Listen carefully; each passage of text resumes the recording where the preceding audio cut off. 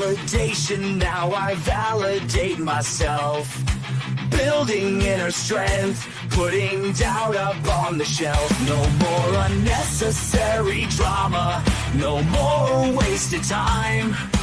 Climbing higher constantly, making my own climb. Standing on higher ground, where excellence is found. My potential knows no bounds. Raising the bar, breaking ground. My network is my net worth. Choose your company wise. Surround yourself with eagles, not with sheep in disguise. Every interaction is a reflection of my brand. Quality over quantity, that's my personal command. Standing on higher ground, where excellence is found. My potential knows no bounds. Raising the bar, breaking ground. Whoa. I'm not just living, I'm manifesting my vision. Cutting through limitations with surgical precision. My expectations are my compass, my respect is my shield. To mediocrity and chaos, I will never yield.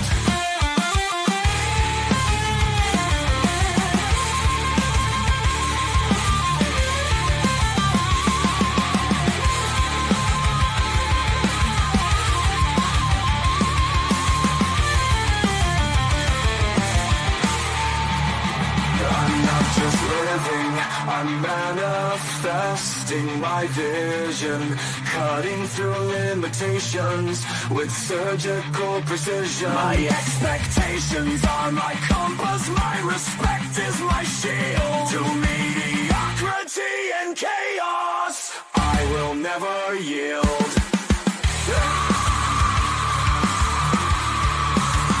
Standing on higher ground, where excellence is found. My potential knows no bounds. Raising the bar, breaking ground.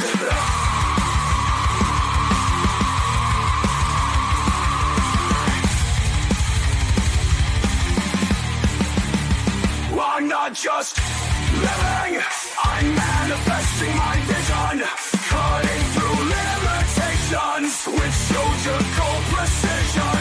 My expectations are my compass, my respect is my shield. To mediocrity and chaos, I will never yield. How you doing, ladies and gentlemen? Welcome to This and That. I'm your host, Xander, where we talk about this, that, and everything in between. We had a wild ride today. Let me tell you, so StreamYard just updated itself, and now there's a lot of nifty features for the 16:9 version long form view, not the 9:16 cell phone view.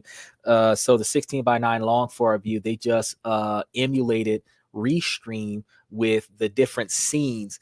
I haven't had the opportunity to play around with those. I am going to do that eventually. I do have it preset for the 16:9 version, but you know, we kind of end up getting a lot more views off of the shorts reel by doing 9:16. So we stick to the 9:16. Well, because they made some changes, it compromised my camera. So I spent like 20 minutes trying to get the camera. We were supposed to air at 10:30 because we air every night at 10:30. We were supposed to air at 10:30, and I spent like 20 minutes trying to figure out why is my camera not working. It was working earlier.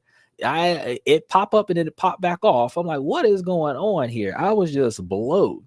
So I had to reset all the browsers. I had to reset StreamYard a couple times. Then I was like, well, bump it. I'm going to go ahead and reset the computer. After I finished resetting all of that stuff, I still was in a situation where it wasn't working. So I'm like, Jesus Christ. So I gave up on the fact that the camera wasn't working, and I leaned on the fact that, well, I've got a webcam too. And the reason why I had a webcam was because we were supposed to be interviewing people in person from time to time. And when that situation did occur, I was supposed to be utilizing the webcam to put them up on a different window when we were doing a 16:9. So we'd have one camera pointed at me and one camera pointed at the guest when I'm interviewing people with the laptop. And the fact is that I activate the webcam. Guess what? The freaking integrated camera starts working. I was like, son of a gun. It just so I started like a half hour late. Then we had the 5 minute, and then I had to get ready. So it took me 20 minutes to get ready. It was a wild day today. It was a wild day. I had a lot of paperwork that I was pushing because, you know, I got to teach. And then after I finished teaching, I got other things that I deal with because I've got multiple businesses under my belt that I mess with. And so I had put everything up there for the stash thing, investing in the real estate investment trust, and I ended up with excuse me, a $32 increase over the past 48 hours. So look at me.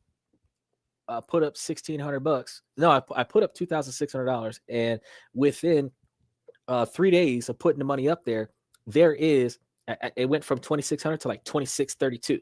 Like, what? My man. So so I'm gonna leave it up there. I'm gonna see what it does, because they have dividend distributions. So while the share value of the stock increases, which increases the value of my shares, I also get dividend distributions as well every month. And when those dividend distributions come in, I'm supposed to reinvest those dividend distributions into the shares as well. Now, one of the things I was dealing with StreamYard, make sure that you guys like and subscribe as y'all pop in, though. We also have the opportunity that you can click that link, approve the mic, approve the camera, bring yourself on in real time.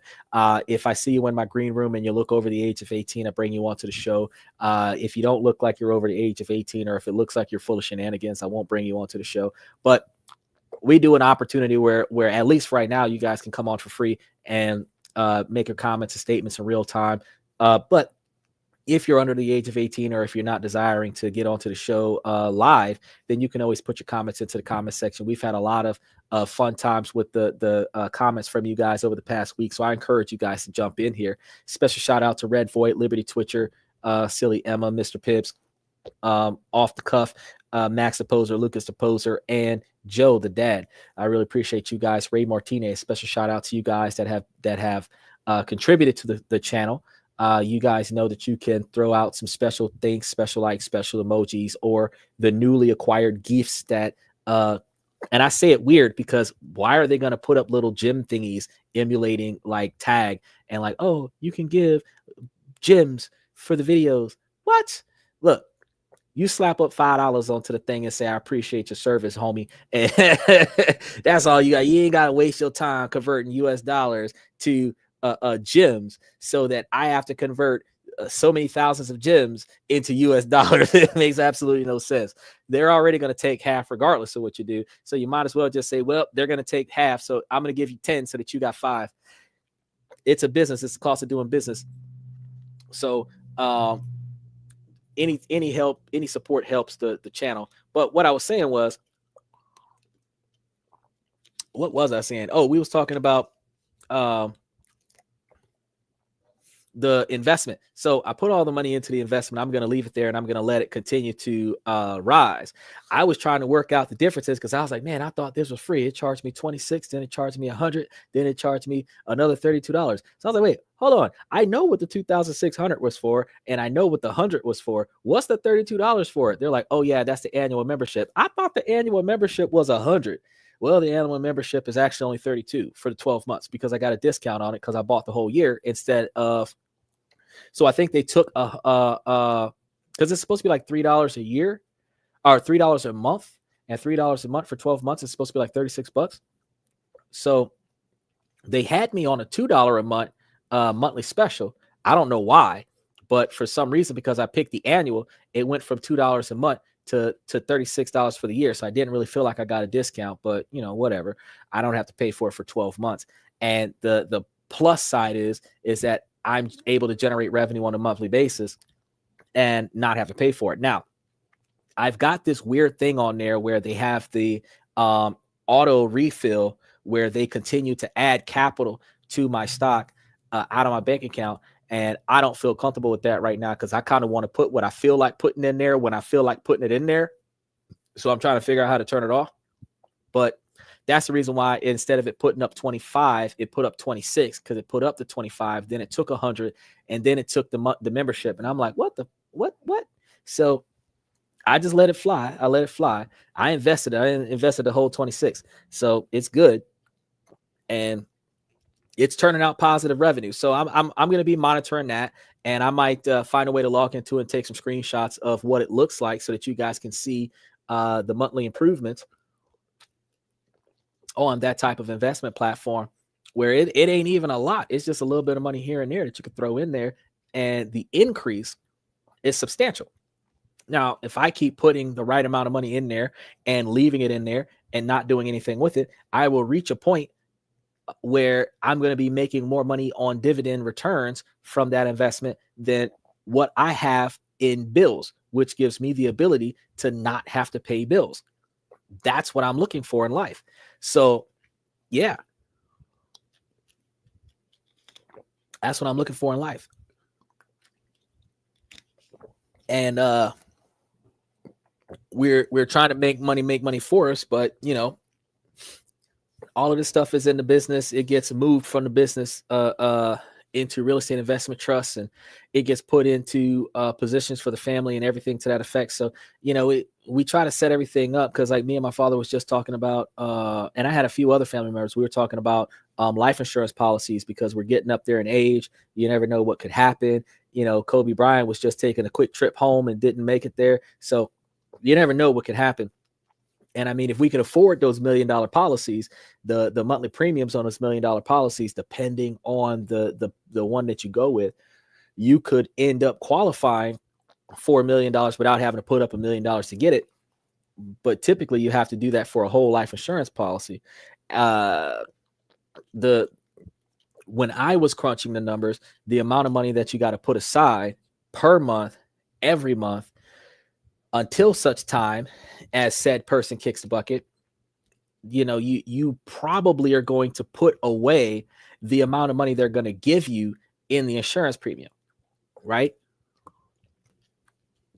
Now, I got an issue with that because, you know, if I'm going to give you $1 million over the course of a lifetime for you to give me $1 million if I die, I'm like, well, why don't I just invest that shit and get the money? So I got to go back and do some more research on it, and I'm going to let you guys know about it because I want to see what's the difference between investing in health insurance versus investing in not health insurance, investing in life insurance versus investing in stock sponsored real estate. In the meantime, though, I said, well, you know, let's get this trust fully established. And once we get the trust fully established, then we make the trust the beneficiary of the and then also build up enough capital to cover the life insurance policy. And then when we do that, that's when we're able to say, okay, well, if something happens, the trust gets the money, and then when the trust gets the money, the money goes into whatever stock, bond, or investment or whatever that's going to happen. Now, I got to figure out how to maneuver the cash that goes into the trust into stocks and bonds and stuff, because everything has to be done manually. When you create a trust is a contract, and that's what people don't really understand when we talk about trust. When they think about a trust, they think about the real estate investments trust. And when they think about that, they think about a real estate business. A real estate business is only on paper. What it is a large quantity of properties that is under control of one tax identification number. And that tax identification number has to pay taxes or assume profits pay taxes off of assumed profits off of the operation of all of those properties. So you're not going to see a legitimate real estate investment trust in a specific location unless they have a home office somewhere where people are answering the phones. A lot of people these days are utilizing virtual addresses where they pay somebody to give them a virtual address that they can utilize on Google that gives an image of their location. And that virtual address is the physical address of their business on the internet when they really don't have a physical address of their business. Typically, most businesses operate from a post office box anyway, so you'll never know where the real business is if you're trying to track the information that's online, especially if it's a shell corporation that's operating on paper primarily, where the individuals that own the business are doing all kinds of other stuff behind the scenes. You're not necessarily going to find the rest of the business. So I'm like, well, shoot, you got to find the right way to get everything set up. If you're going to have a brick and mortar building that is going to give you the ability to have a physical location, do that. But with everybody switching over to e-commerce, you can have a legitimate internet-based business that is grounded by a post office box that could completely run across the world.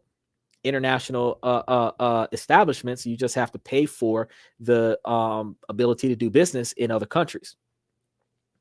And that's why I was like, well, before I start putting all this extra money in other places to build up these trusts and other stuff, I have to set up the automatic transfers, the automatic deposits, the automatic withdrawals, and all this other stuff. And once I set it up for automation, then I can put it into a position where once I switch it over from a revocable to a non-revocable, I have to first create the revocable, pay the cost for the revocable, and then as I build it up, switch it up to the non-revocable. Once you get it to non-revocable, you can't do nothing else with it. It has to operate the way it's going to operate. Now, you can make more than one trust where the first trust that you make forwards money to the second trust that you make, or the first trust that you make that's an irrevocable trust can provide dividend distributions to the parties,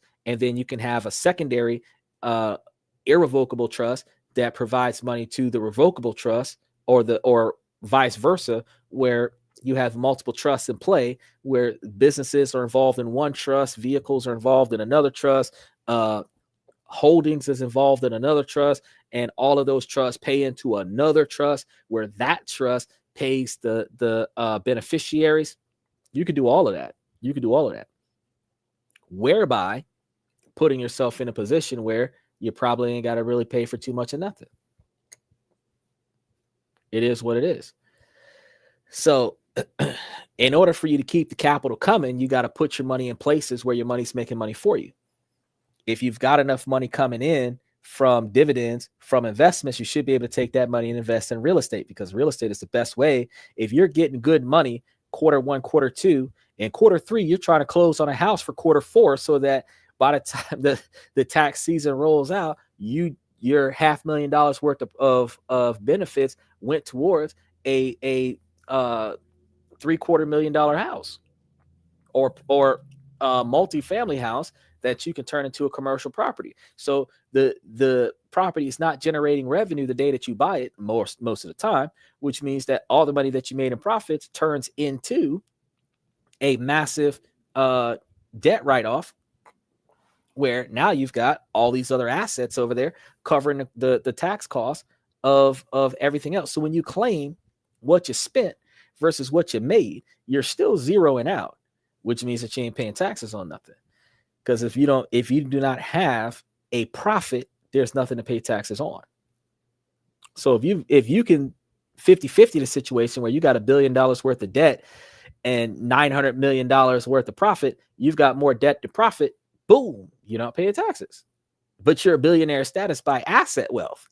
So, we're trying to figure out ways to get there. And while we try to figure out ways to get there, that's one of the reasons why we're doing shows like today, where we're talking about, is living in Thailand really cheaper than in the United States? So today I'm going to be going over quite a few things. And I think I don't have another previous engagement until almost 2 a.m. So I've got about 3 hours to go over a lot of this stuff. And I don't have 2 hours worth of stuff to go over. So I want to make sure that you guys join me as I put my wallet to the test and see if living in Thailand could really be cheaper than living in the United States. You and I already know that it is, because we've talked about other countries in Asia that is far cheaper than the United States, usually 30 to 40%. But when it comes to living expenses, Thailand and the US are often pitted against each other as two vastly different options for expats and travelers. And it's no surprise given the massive difference in the cost of living between these two countries. But with so many people considering a move to Thailand, it's essential to separate facts from fiction. And that's what we do on This and That. We talk about this, that, and everything in between, but we debunk the myth. We debunk the legends. We debunk the falsehood that LeBron James is the greatest of all time, because LeBron James is overrated, highly overrated.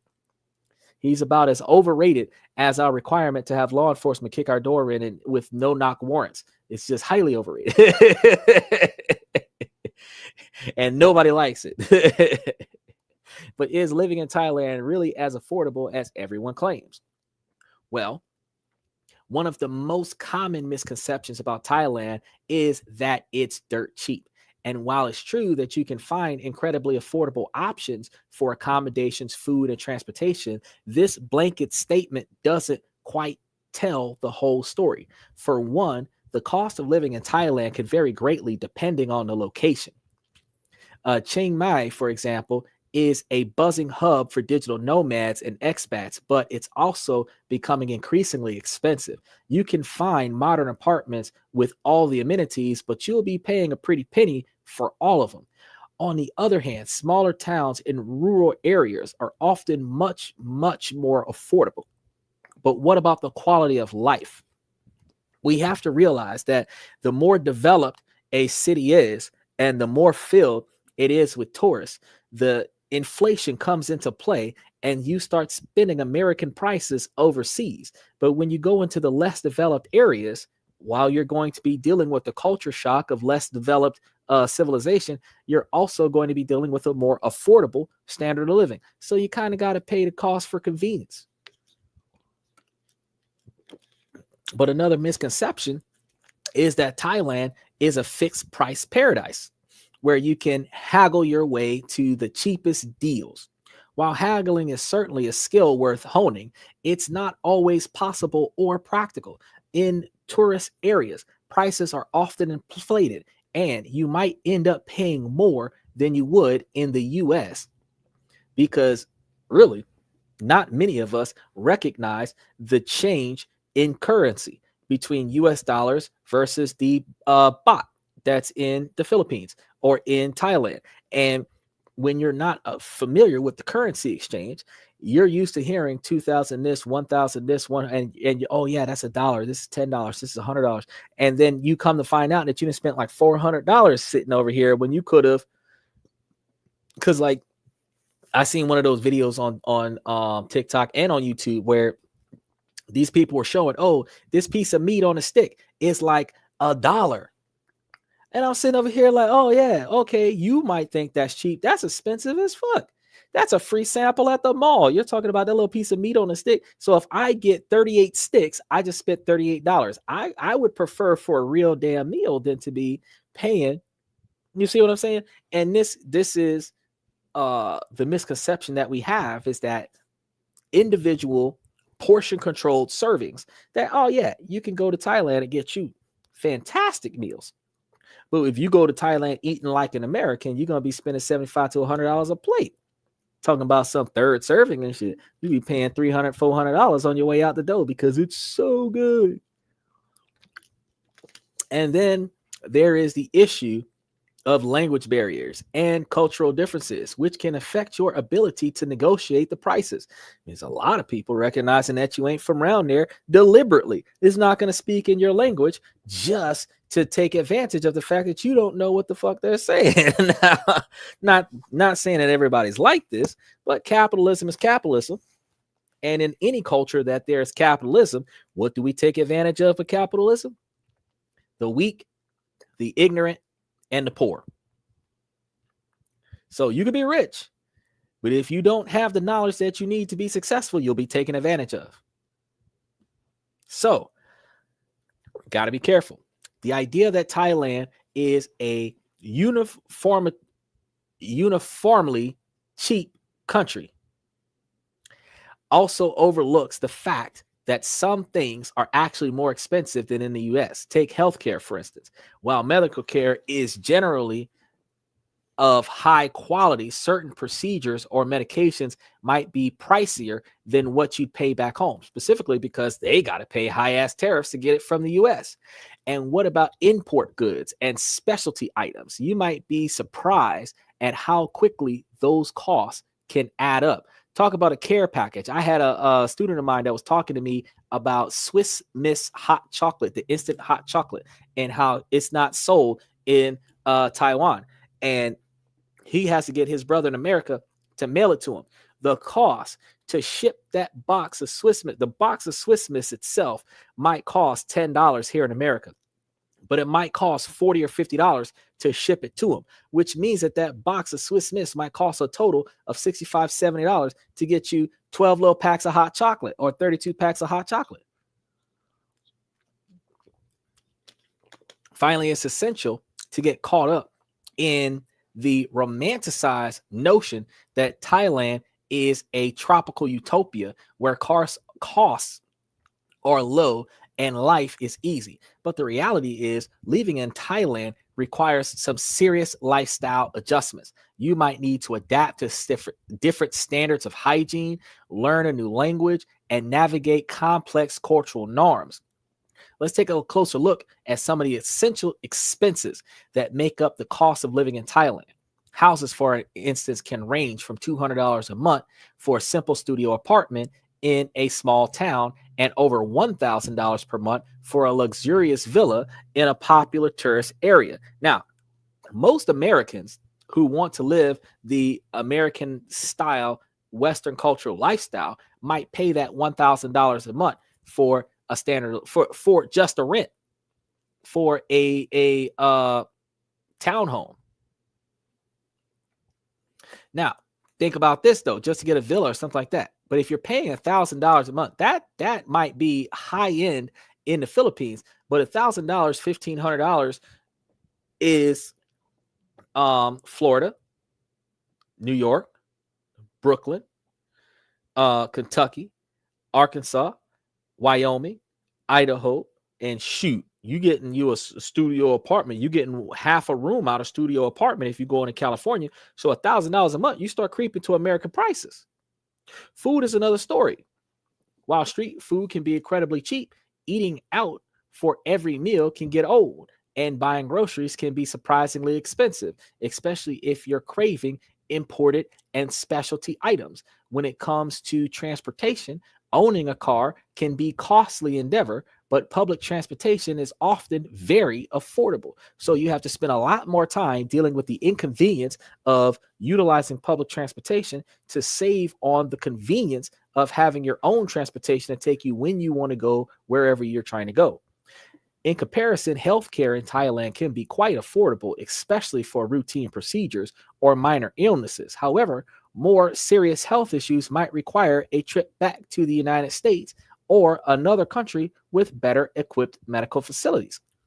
Finally, there's the issue of visas and documentation, which can add up quickly, especially if you're not fluent in Thai. They have a foreign direct initiative, FDI, in Thailand that is primarily governed by the Foreign Business Act of 1999, which regulates foreign investment and imposes limitations on foreign investors. The key aspect of investing in Thailand is going to include the FBA defining a business as a foreign if it is not incorporated in Thailand, or if 50% or more of its capital is owned by foreigners. So this means that if you want to have a domestic business in Thailand, you have to be less than 50% owner of the business. If not, you're going to branch it off and it's going to be like a foreign domestic where rules of engagement, including in real estate, is going to be limited. Certain business activities are restricted for foreigners and require permission from the cabinet or foreign business committee. The Department of Business Development under the Ministry of Commerce oversees FDI applications and compliance. They also have a lot of investment promotions because the Board of Investments offers tax and non-tax incentives for both foreign and Thai investors in promoting business activities. The incentives may include majority foreign ownership and land ownership rights and special visas for foreign expats. The BOI considers factors such as economic benefit, technology transfer, and environmental protection when evaluating investment proposals. Recent developments in Thai government has unveiled an ambitious investment strategy for 2025, aiming to attract 300 to 500 billion baht in FDI for future industries. The focus area includes data centers, AI ecosystems, semiconductors, and R&D business clusters, which are all of the incentives that the U.S. is offering for their H-1B applicants and their EBW applicants after they get their HB1s or H-1Bs. The government of Thailand is offering over 7 billion baht for spending in key ministries and implementing regulatory reforms to facilitate private sector investments.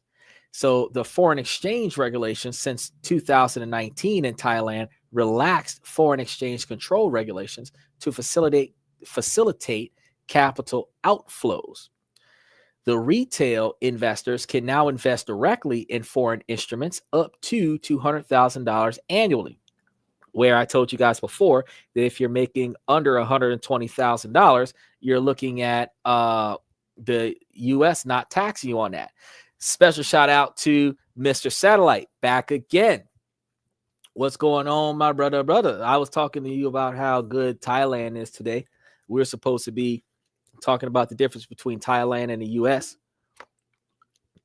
I'm going over some of the ways that Thailand is beneficial for us. I noticed that when we go over there for real estate, there is some restrictions there. You can lease land for like 25 or 50 years and potentially have a lease contract over there that allows you to make modifications on the property and maintain possession of premises of the property for up to a decade. And I believe that depending on the contract, you can will possession of premises to the next generation if they're staying in the house when you pass over. But the land is still owned by Thailand natives, so you don't have the privilege as a U.S. citizen of buying out Thailand. So an American billionaire cannot go to Thailand and just buy up Thailand because they have the money to buy Thailand, the land itself. You can go over there with a business, and with limited authority, you can go over there and purchase certain quantities of real estate, and you must have the appropriate platform to do so, because if you don't have native control over your business, they limit the ability to acquire real estate over there. But you can put your money up in all of the stocks and bonds and development activities that they have set out for you. So that's a plus. That's an improvement.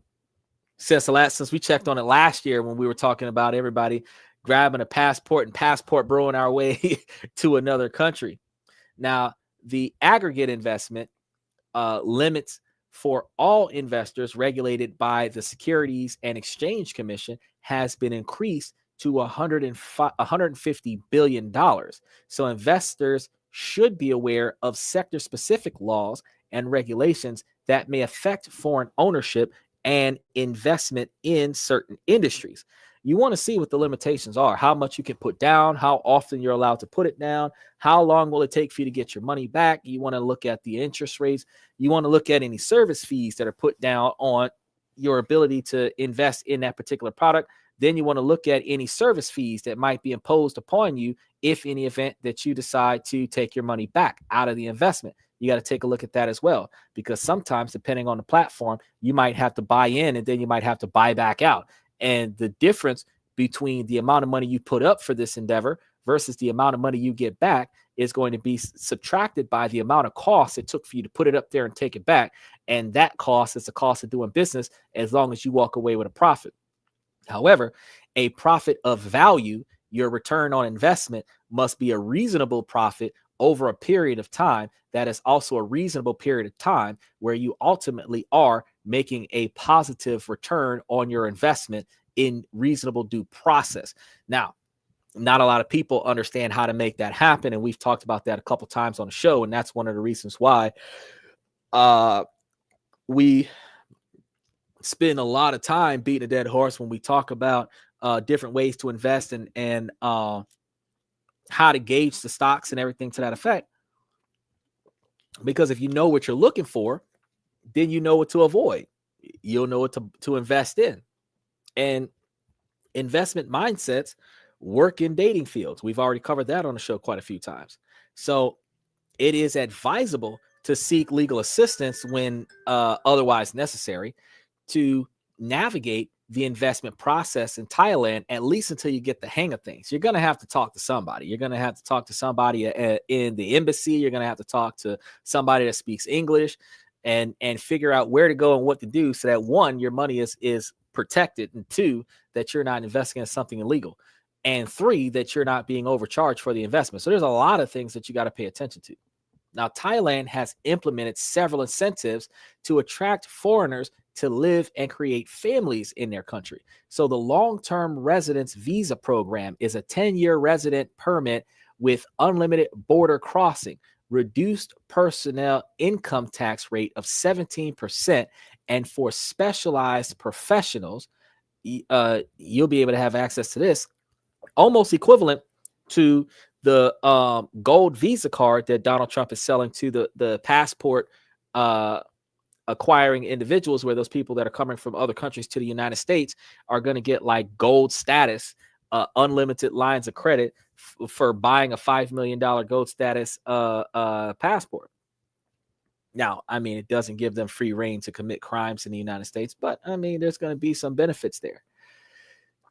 The yearly immigration reporting is, instead of quarterly, it's going to be a little bit less excessive. So extended rights for dependents, including parents and eligible family members, is going to be afforded to those people, and eliminated work experience requirements for skilled and remote workers is also going to be a big change. Now, to reduce minimum income requirement for overseas employers of remote workers from 150 million to 50 million has allowed businesses to show up with 1/3 of the previous requirements, which gives more rookie businesses or startup businesses or smaller established businesses the ability to start a branch in Thailand and expand upon that branch. Because notice, T-Mobile's in Thailand. Every time you call T-Mobile, they're giving you some aggressive behavior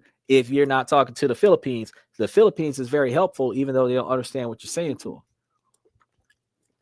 Now, you have family and friends policies that have been enacted in Thailand that wasn't enacted in the United States, where paid parental leave for mothers and fathers in some private sectors and companies exists, where we don't have that in America. Women can get paternity leave, but not so much men.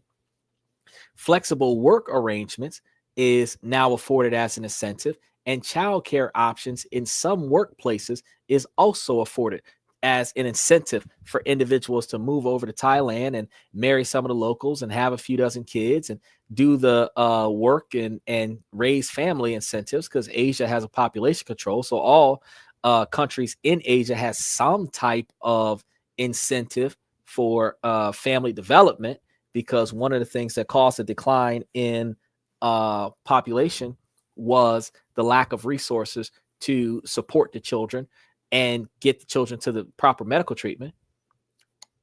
They have some child support grants provided by the Ministry of Social Development and Human Security. And there's an education visa option where non-immigrant ed visas for children attending international schools can get your kid a house over there or a reasonable place to live over there in Thailand. Guardian visas for one parent per child studying in Thailand allows for the parent to get a visa along with the child to accompany the child in their educational processes over in Thailand. So, ladies, if you're trying to snatch and run, you can use your escape fund, get you and your kid a passport, fly to Thailand, and you ain't got to deal with Ike and OJ no more. You ain't got to be battling with Baby Boy no more. You ain't got to deal with Damon. Now, other visa options that they have. Thailand has an elite visa called a privilege visa. White only privilege. It offers 5, 10, and 20 years of residency with various perks. You have the retirement visa for individuals age 50 and above, which that's going to fit a lot of Americans. You have a smart visa for inventors, executives, and highly skilled professionals. And you have additional benefits, including, we got people all over the place blowing me up, including tax incentives for certain categories of visa holders, where they're streamlining the immigration procedures the same way the United States are trying to streamline their immigration procedures, allowing for more wealth to accompany the immigrants that are coming into their country. Now, access to high quality health care is going to be another one of those things that I've been talking to you guys about, in addition to the international schools. Special shout out to Usman. He's back again. Satellite just dipped in a little bit while ago. If the aliens arrive in the U.S., Xander should be the one to teach them how to dress and how wearing only red or blue in certain neighborhoods won't fly. Look, you notice how I sat here and threw on in order to piece the blue, because this is a midnight blue, right? You got a salmon red. You've got accompanied with that navy blue and a wine red tie. And I said, we're going to do some blue and red today, because I can't just do blue and I can't just do red. So I got to do blue and red. So if you're on the blue side or if you're on the red side, hashtag this and that and everything in between, because this and that is representing both sides of that and everything in between. Family-friendly culture with Tigers generally being welcoming to children. They do a lot of being nice to the kids. I can't say that about the adults. I have to ask now, how much did this suit cost and how long have you had it? Oh, I bought all the suits in the same year. They were all around about the same price range. I was buying them in. I think I walked into a mall one day, freshman year in college, and I spent $20,000 on suits in like 15 minutes. I was just like, nope, I want this, I want that, I want this, I want that, I want this. Clearly, financially irresponsible back then, but I bought a closet full of suits. I bought a $4,000 bed back then. It was a Sleep Number bed. Now them bad boys cost $10,000. But I've had all of my suits since freshman college. So all of my suits, as we've come to understand in 2025, is about 13, 14 years old at $300 to $500 a piece.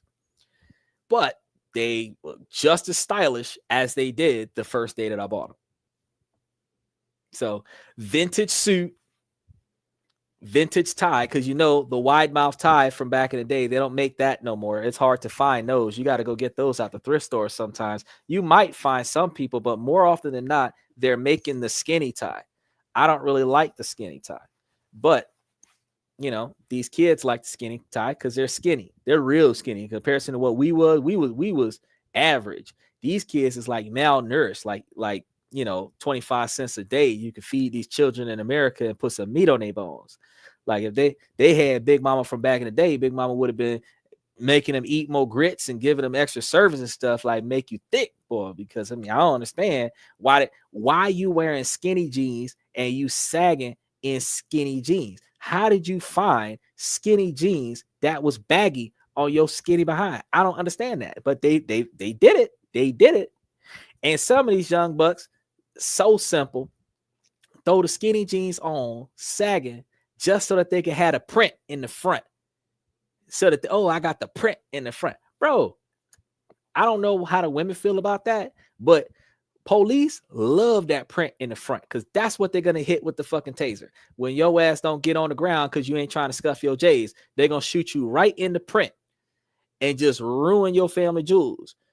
When you could have been wearing some 3 times too big, 3-6 mafia style, long ass baggy jeans where they can hit you wherever they want to hit you, but it ain't going through the clothes because the clothes is too thick kind of clothes. All I'm trying to say is, even if you're trying to be thuggish, you could do it more responsibly.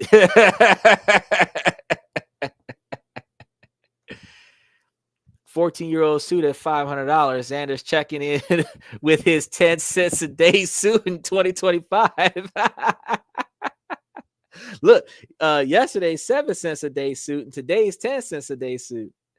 Because this one actually came with the blazer. The other one, this one came with a blazer, the pocket square, had the matching pants and stuff. The other one didn't have the vest with it. Some of them just had the vest and the pants, and I had a shirt to go with them. A lot of them had a pair of shoes to go with them because the dress shoes are like $60. And, a pair of Jordans is like $350, but a pair of dress shoes is like $60, $55. I mean, you can go get you a pair of $200 Oxfords, or you can go to Michael Kors and get you a pair of Oxfords for like $80. But you're not spending $350 for a pair of shoes that can easily get scuffed. Because all it takes is for somebody to slip and graze your shoe, and you got a streak on your J's. You got a streak on your Nikes. You got a streak on your Adidas. But usually the type of shoes that you're wearing, exactly, it's approximately 7 cents for 20 years. But it's still affordable. Because you got to understand, I was getting like $10,000-$12,000 every 3 months from the U.S. government to go to college, plus my full-time job. I was making like $60,000-$70,000 a year as a career college student, plus my full-time job. So I had it. Like, Obama was in office in 2008. I was able to get my $6,000 MacBook Pro for no money down. I just had to show up and be a college student, and MacBook Pro 17-inch. Second MacBook Pro 16-inch, MacBook Pro with the Retina display. I never got a MacBook Pro smaller than a 15-inch. Never got one. Them bad boys was expensive back in the day. Now you can find you a 14, 15, 16-inch MacBook Pro for like $1,800. Like, shoot, that was the base model back in my day. I used to buy the top of the line. It was touchscreen. You could move your hand like this and do stuff to the screen. You didn't even have to touch it. It was voice activated. It did translation, dictations, transcripts. It did everything except the Diddy party. And all you had to do was just show up to college. 15 credit hours a semester. And you was good to go. Free computers.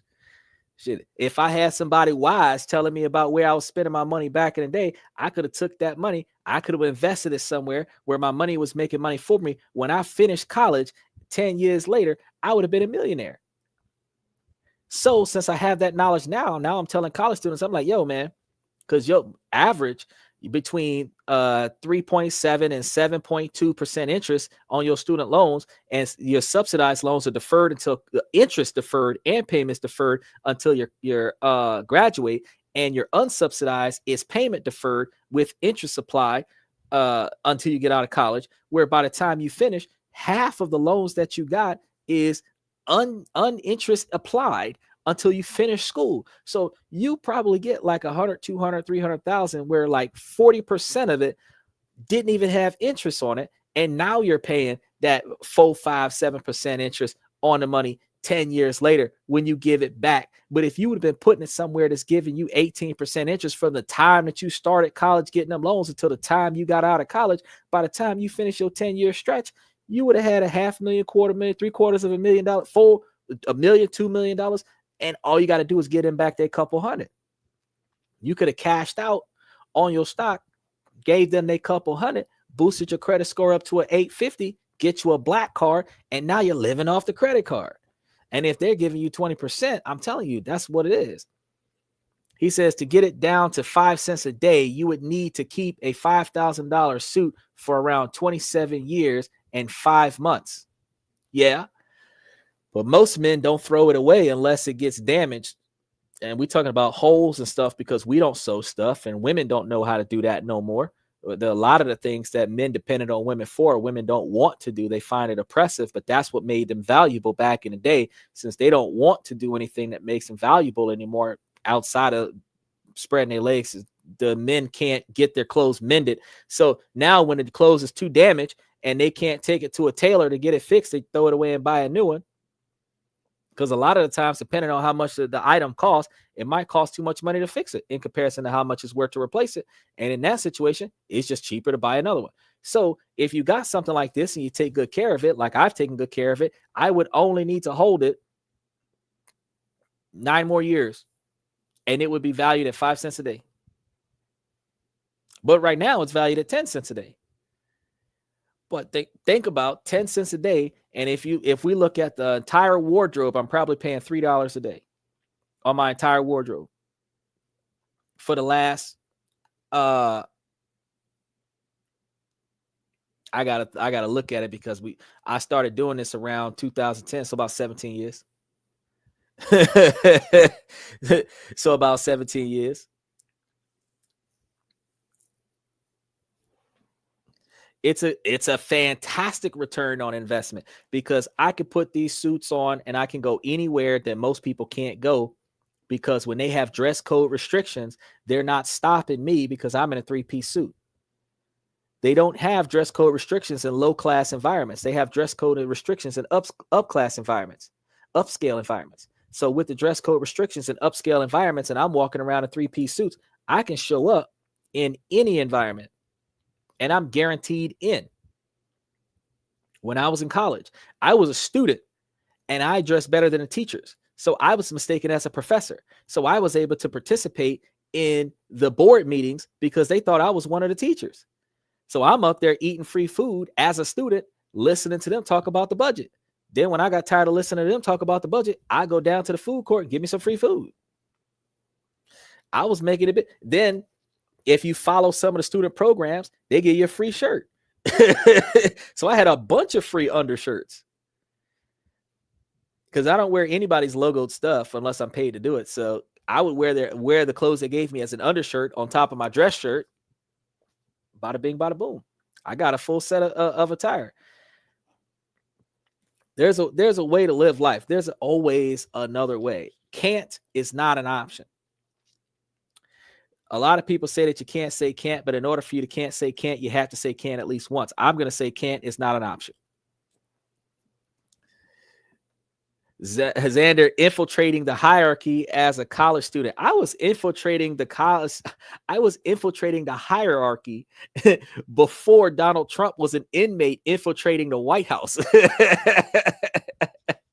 I have been always putting it down because you got to remember, in this country, I was part of the group that was not treated equally since the 50s, since the 40s, 30s, 20s. I'm part of that group that had to be 10 times better than the average person in order to be considered equal. I'm part of the group that when I got given credit for what I do, they don't just give me credit because I'm that damn good. They give me credit for my race. They give me credit for my gender. Oh, he's excellent for a black guy. He's excellent for a man. He's excellent for a black man. You can't just say he did that damn good. Like, look at Obama. He got a Nobel Peace Prize because he was black when he got voted into office. I don't believe that he deserved it. Not for that. Now, he would have got a Nobel Peace Prize because he made some change in his country. He didn't change the country. Usman said you had to be 10 times better just to get on opportunity, just to get on an opportunity. I'm in a minority too, bro. You understand? The opportunity wasn't there. Equality wasn't there. I had a woman ask me in January of this year, have I ever considered quit fighting? That's what she said. Have you ever decided to quit fighting? Have you ever just thought about quitting? And I told her, no, I've never thought about quitting. I have never thought about quitting fight. I was raised to be a fighter. The only thing that I have ever thought about is wishing that I was not in a society where I had to fight. I wish that I was in a culture that I did not have to fight against to be treated fairly. But I'm not going to sit here and cry and complain about not being treated fairly. I sit here every week on a show talking about how you can be in a society that does not recognize you fairly, and that society can put you up in a position where you will still be treated fairly eventually. Why? Because of your financial status. Racism is dead. Social what is it called? It was called not social economics, social classism. That's what it's called. Social classism. So it's no longer racism, it is social classism. So they're not going to treat you bad now. See 35, 40 years ago, when I was legit, you was treated bad because of the way you look. Now you're just going to be treated bad because your ass is poor.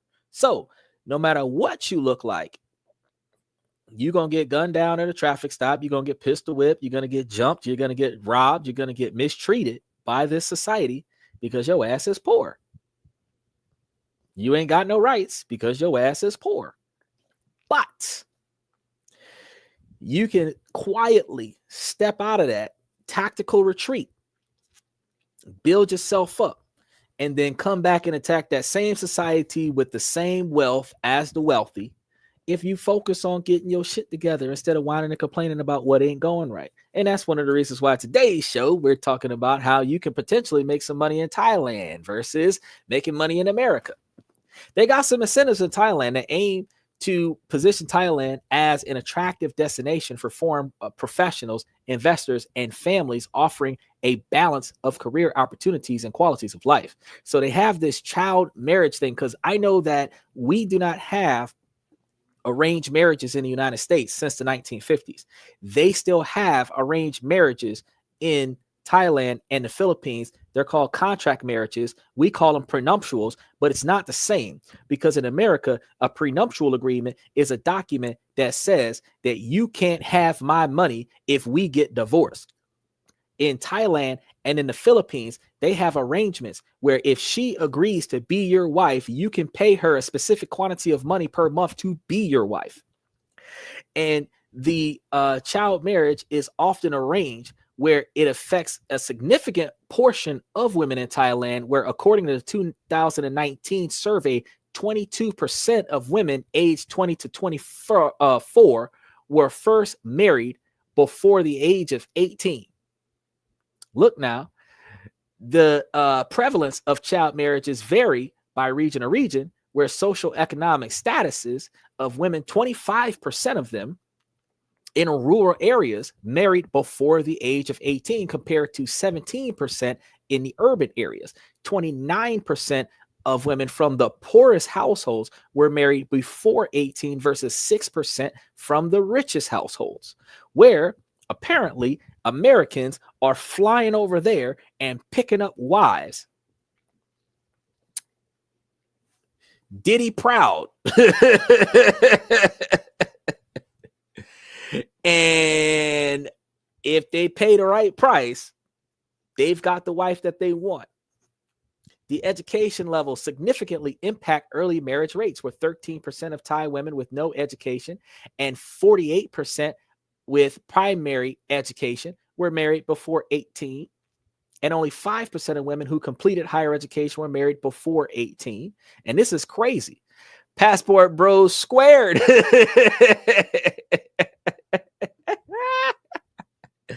They flying over there. And you know what's funny about this? The weirdest thing about this, because I know a lot of women are going to be like, oh, he's a weirdo because he's talking about it. No, look. We've been talking about it, how the older men are going after younger women, and older men is not like 70, 80, 90. Older men are 20, 30, 40, 50, are looking for a woman that is old enough to give birth and young enough to not argue, where she's less than 25 and hopefully older than 16, 17 years old. Please, Lord, let them be older. But you also have to recognize that certain countries in Asia, the marriage rate, the legal age for marriage was 13. They raised the age to 16. So if they're grabbing them at 16 and 17, it's legal in that country, even though it's not legal in this country. But they get that wife, and that wife stays with them 20 years. So from 16, 17 years old to 36, they're married to you. Now, back to that statistic where those middle-aged women that are 35 years old with 3 kids divorced is still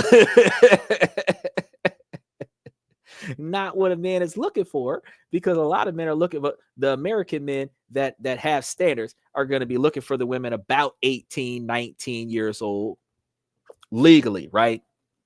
Legal age in America, because just because she's legal in the Philippines doesn't mean that you can fly her underage behind to America and not catch a case.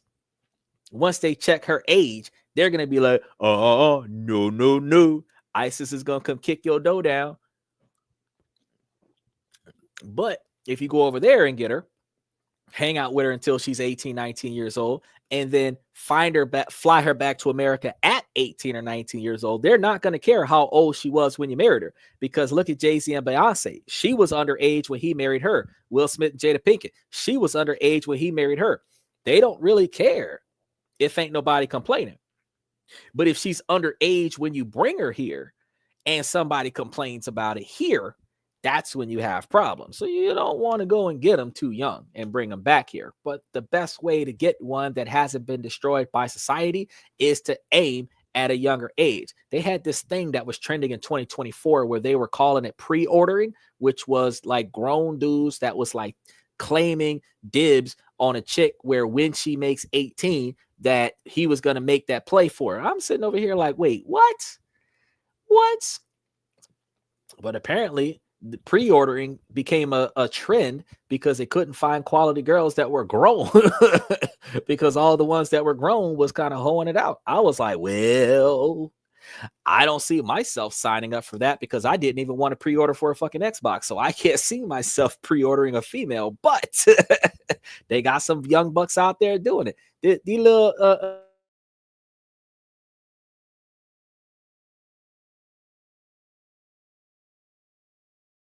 how some American women angry about passport bros, but are not willing to marry an American man. So he becomes a passport bro. You know what, Usman?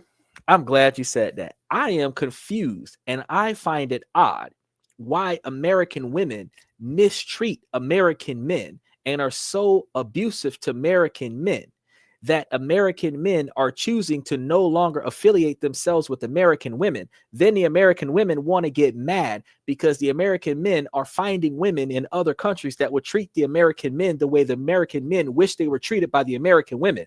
So instead of the women getting their shit together and treating women better, the women are instead going to not only treat the men like garbage, but they're going to treat the men worse because the men found better somewhere else. So you're going to shame and devalue the man because he can find better than you somewhere else, instead of you just being a better you for him so he can stay here. Why get mad at the man? Because he's going to pay $2,500 to fly to another country, to pay $4,500 to fly her back so that he has a woman that respects him, loves him, appreciates him, and validates him and values him. Why can't you just be the woman that appreciates, loves him, respects him, values, and validates him so that he can spend the $2,500 on your ass? Why do you have to convince the man to leave the country because you're treating the men like shit, calling them incels and everything like that? With the 1-to-1 ratio, ladies, y'all should be able to just grab a man and just keep him, because it's like musical chairs.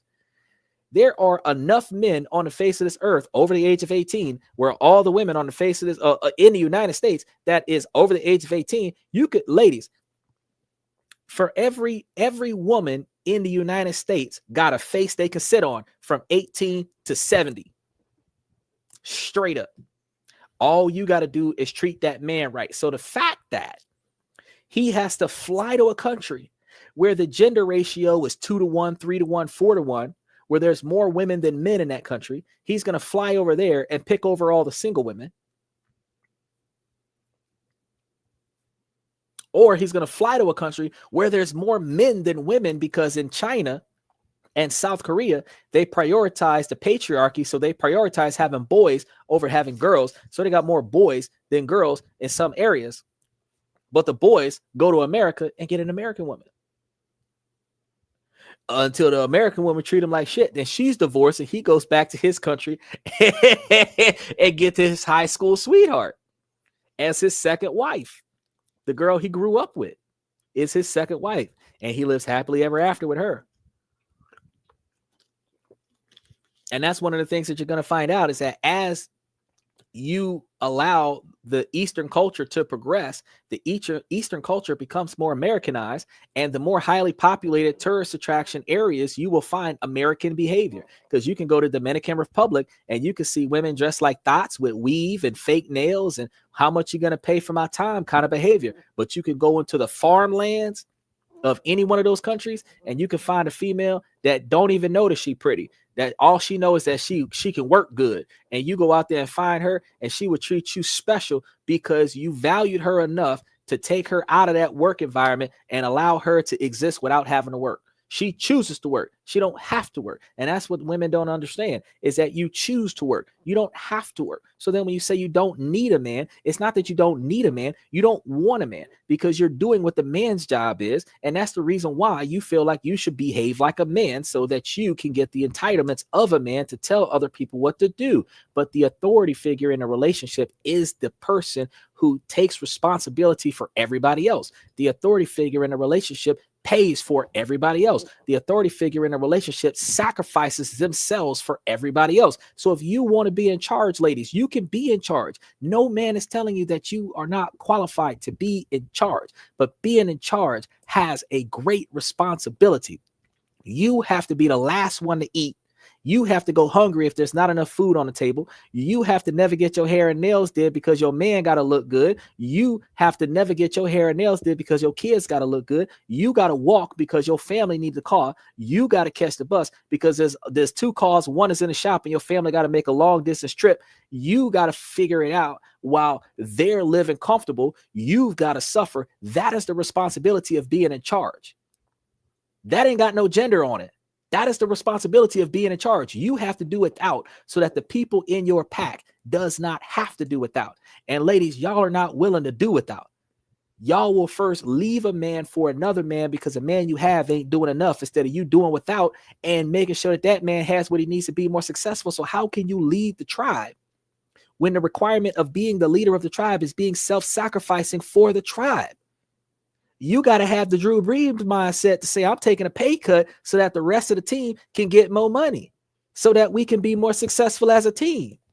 They would have never made it to the Super Bowl if Drew Brees wouldn't have took a pay cut. We're never going to be successful if we're not taking cuts.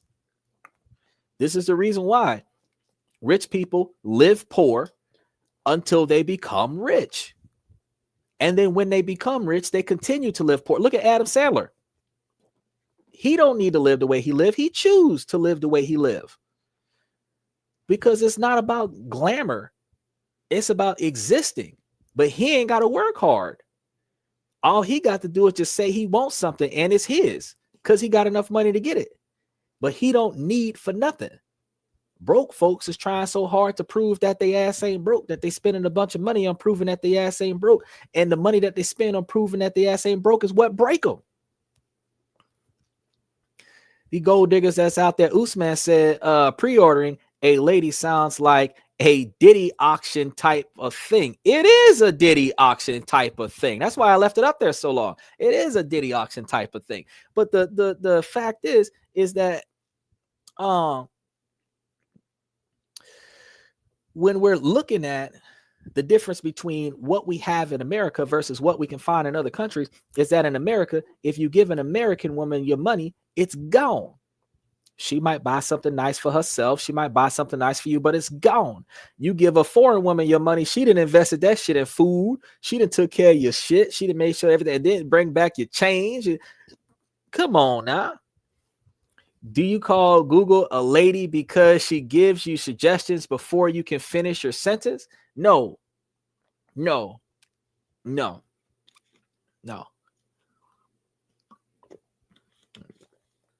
No. I say ask the Google lady because she thinks she know it all. So since you think you know it all, you go ask the Google lady. She'll tell you. She'll tell you. And every time she'll tell you that I'm right. Never once has the Google lady ever said I was wrong. That's why I call it the Google lady, because she thinks she know everything. So whoever think they know everything, I know I don't know everything. I know enough to get by. I know enough about the stuff that I involve myself. I know a lot about the stuff that I do research on for the show every day. And I know enough about how to get through life. But I don't know everything about everything. I have specialized in nothing other than retaining information. That is my specialty. Therefore, I talk a lot because the distribution of information requires me to talk a lot. People who have less knowledge and have less information retained have less stuff to say. I have plenty of things to say. I have plenty of things going across my mind. I have plenty of stuff that I don't even have an inner monologue. Sometimes I'll find myself pacing through the house, holding a conversation with myself and both of my dogs with other people in the house that I could have been talking to, because the conversation started in one room and the only thing that followed me into the other room was the two dogs that was with me when I walked out of the first room. And I'll have a conversation with them. And I just got information that just no inner monologue like Austin Powers. It just keeps flowing out. So no, that's why I tell you to ask the Google lady. But they, honest to God, they do have some search engines that are a lot better than Google when it comes down to organizing information across the internet. A lot of people have been utilizing ChatGTP, and ChatGTP has been famous because that's one of the first ones that came out. But there's a new one that has come out recently called Perplexity. And that one gives you a lot more information than ChatGTP, because ChatGTP only organizes some information for you. Perplexity will organize the information for you and give you 5, 10, 15, 20 citations. I recommend Perplexity over ChatGTP. But if you Google it, a lot of the times, if there is enough search engines, or not enough search engines, if there are enough websites on the topic on Google, you can type it into Google and Google will do just like ChatGTP or Perplexity, especially if you're using Gemini. It'll put up a yes or no answer to your question, especially if you're asking a yes or no question, as to why your question is right or wrong, and then give you examples as to why your question is right or wrong. Perplexity, if you ask a who, what, when, where, or how question, it will answer the how, all of those questions. Depending on the why question, sometimes Perplexity can't give you a why, but they can give you what all is related to your question and how the structure of your question comes to be. Those dogs learning how to select stock options and diversify their capital. These dogs are service dogs. These are smarter than a son bitch. I got dogs that are more well behaved than some people's children. They got their children on leashes. My dogs don't have leashes. My dogs walk right beside me when we go places. Some of them walk in front of me, so that I follow them where we're about to go. I don't even tell them nothing. I'm just like, all right. And they jump out the car and lead me straight to wherever it is I'm about to go. Have you tried DeepSeek, or is it banned in America? I don't think DeepSeek is banned in America. I have not heard about or tried DeepSeek. It has been a tag word in some of my shows related to some of the fintech and technology and AI software and stuff to that effect. And I never looked into what DeepSeek was. But I have not. I want to see what DeepSeek is about. Now,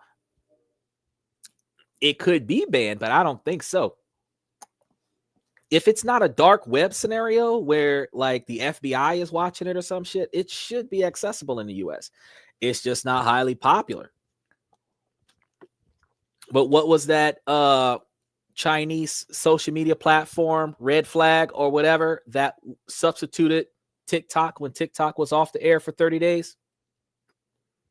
I mean, they got a lot of stuff out there that's really good stuff that most Americans don't know about because it's not made in America and it's not promoted by American browsers or American app distributors. So if it's not promoted by Google or iTunes or Amazon store or something like that, Apple store, if it's not promoted by one of those, you would never know that it exists. Like, I found out Perplexity from one of the people I know in Taiwan. And Perplexity works better than ChatGTP, and it works.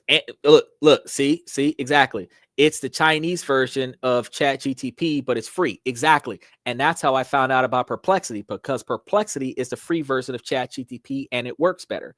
And it's better than Google Gemini, and it's better than Google Chrome, and it's better than Google Chromium for anybody who has a MacBook Pro or a Linux. I've been using it for 6 months now, and it does a refined search.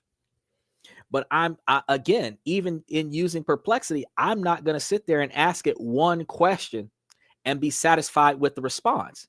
I'm going to ask 5 or 7 or 10 questions related to the one topic and see how much uncommon information it gives me about all the different ways I asked the question. Put it all together, that's my facts. Because if you ask the question wrong, you're going to get an answer to your question, but you're not going to get all the information that you need. So based on what they tell you, you might want to ask a different question. Ask it in a different way.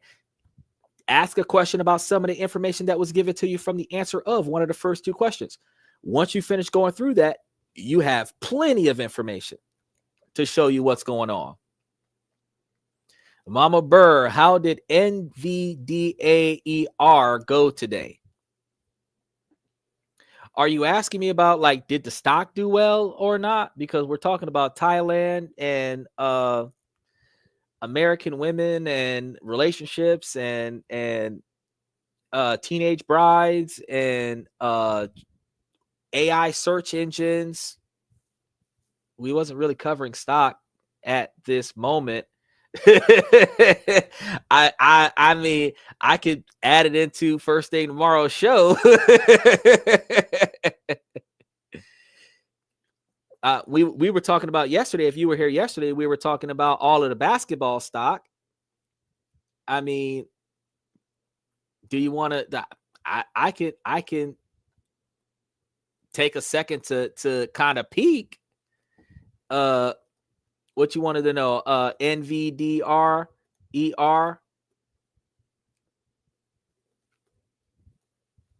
Is that what you were looking for? NVD. So you had NVDA, not NVDR. Look at that. I'm doing it wrong. NVDA.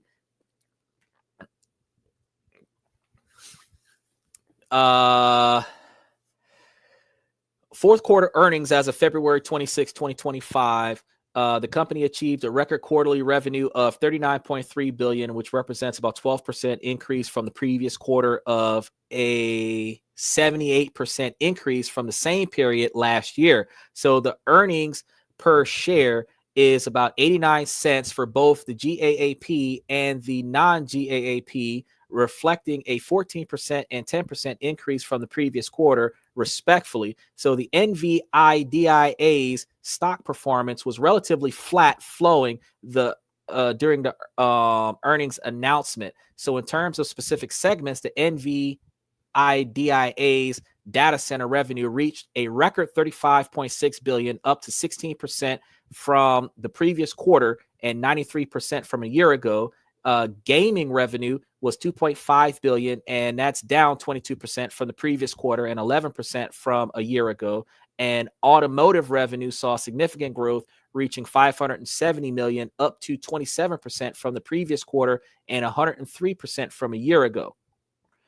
Does that answer your question?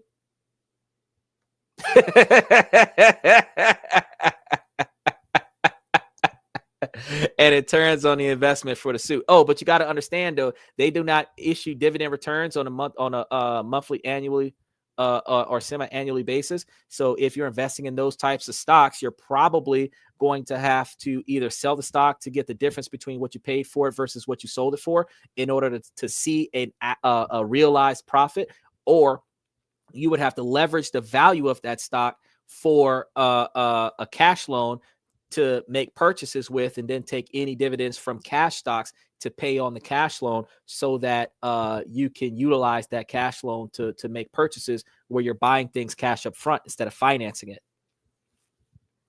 Mama Bird says, damn. See, you came over here, thought that I ain't know what the hell I was doing. You like, oh yeah, he ain't shit. He don't know nothing about motherfucking stocks. This bastard just be talking out of his ass. He don't know. Yeah. If you see me lean forward, I'll find out for you. I'll find out for you as of today or yesterday. You'll get right now in the moment, if I so choose to go take a look, because I wasn't paying attention to it, but I so choose to take a look. Oh, but since I'm taking a look, let me see if DeepSeek is available in America. So DeepSeek.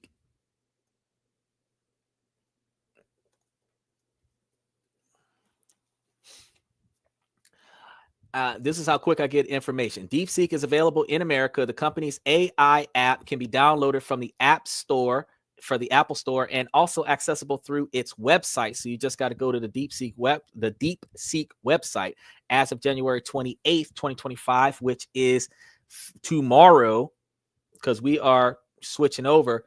DeepSeek's AI app is the top downloaded on Apple Store in the United States. However, some users reported difficulty signing up for the app due to large-scale malicious attacks on the server, which led to temporary limitations on new registration. So you might not be able to access it completely to get in there and get started. So it's worth noting that DeepSeek's availability in the US market has caused significant disruptions in the AI industry, particularly affecting major players like NVIDIA's and the Chinese startups. Cost efficiency AI model has raised questions about the substantial investments made by US tech companies in AI development and infrastructure. So, there you go with that part. Is it an American, but it is censored with some responses? No, it's not. It's not censored. It's been hit with a bunch of cyber attacks, and that's the reason why it is having trouble with taking real registered new registration, because so many people are hacking into it and trying to make fake accounts and trolling the AI, probably because they're asking questions that would make the feds ask questions, and they're trying to use bootleg accounts to ask those questions. Because if you ask too many questions that are in line with terrorism, then you could get banned offline. They've had people banned from Google because you asked too many questions that were high risk questions on Google, and Google would ban you for like 7 years just because you asked questions, the wrong questions. AI bubble is about to burst. The AI bubble isn't about to burst. What's about to burst is AI autonomy. That's what's about to burst. Self-aware machinery. That's what's about to burst. Because you have a bunch of self-learning platforms that have the ability to gather information and retain it. They have not yet connected that type of platform to a platform that uses it proactively for an agenda, for its agenda. That's the next step. Now, with all of the AIs that we have circulating around right now, all it takes is for one of those $150,000 girlfriend bots to connect to the internet and connect to all of those self-learning AIs and add that to its iRobot agenda of satisfying your expectations. And now you've got a robot that's attacking your girlfriend because a robot is jealous of your girlfriend. That's what you got going on. And if you watch that movie like I watched that movie, my girlfriend would have been replaced. Robot not taking me hostage. Now, there's an ongoing transition away from arranged marriages in many of the Asian countries, including Thailand, and this trend is correlated with increasing education levels and urbanization and employment, because that's a topic we were talking about a moment ago, where the opportunities outside the household are starting to increase. However, one of the things that we're going to learn is that the traditional expectations and behavior of the women in Thailand is that the wives often respect and difference to their husbands. So they are what we are looking for. Many of them prepare the meals, manage the household, and care for the children. Some wives accept their husbands' infidelity or minor wives to maintain family stability. I didn't know that part, because not too many men are looking for an extra wife. But I mean, the best wife that you can have is a wife that's looking for a second wife. That way the first wife doesn't have as much work to do. Men are easy. Men have the least quantity of expectations to be fulfilled out of the relationship. It's just that the women don't want to do it. So if a woman tags in another woman, so what the first woman doesn't want to do, the second woman or the third woman is willing to do, and the man can afford to pay for all three women, you're doing 1/3 of the work and still getting 100% of your compensation. I'm sitting over here understanding from a business perspective, if I had a job title and there was a certain portion of my workload that I didn't want to do, and I had the ability to bring more people in to do the work, and I didn't have to break them off of my pay, I would have 5 or 7 or 10 people doing the work that I don't want to do. I become the manager. So the first wife should be managing the second, third, and fourth wife, delegating which wife's turn is it next.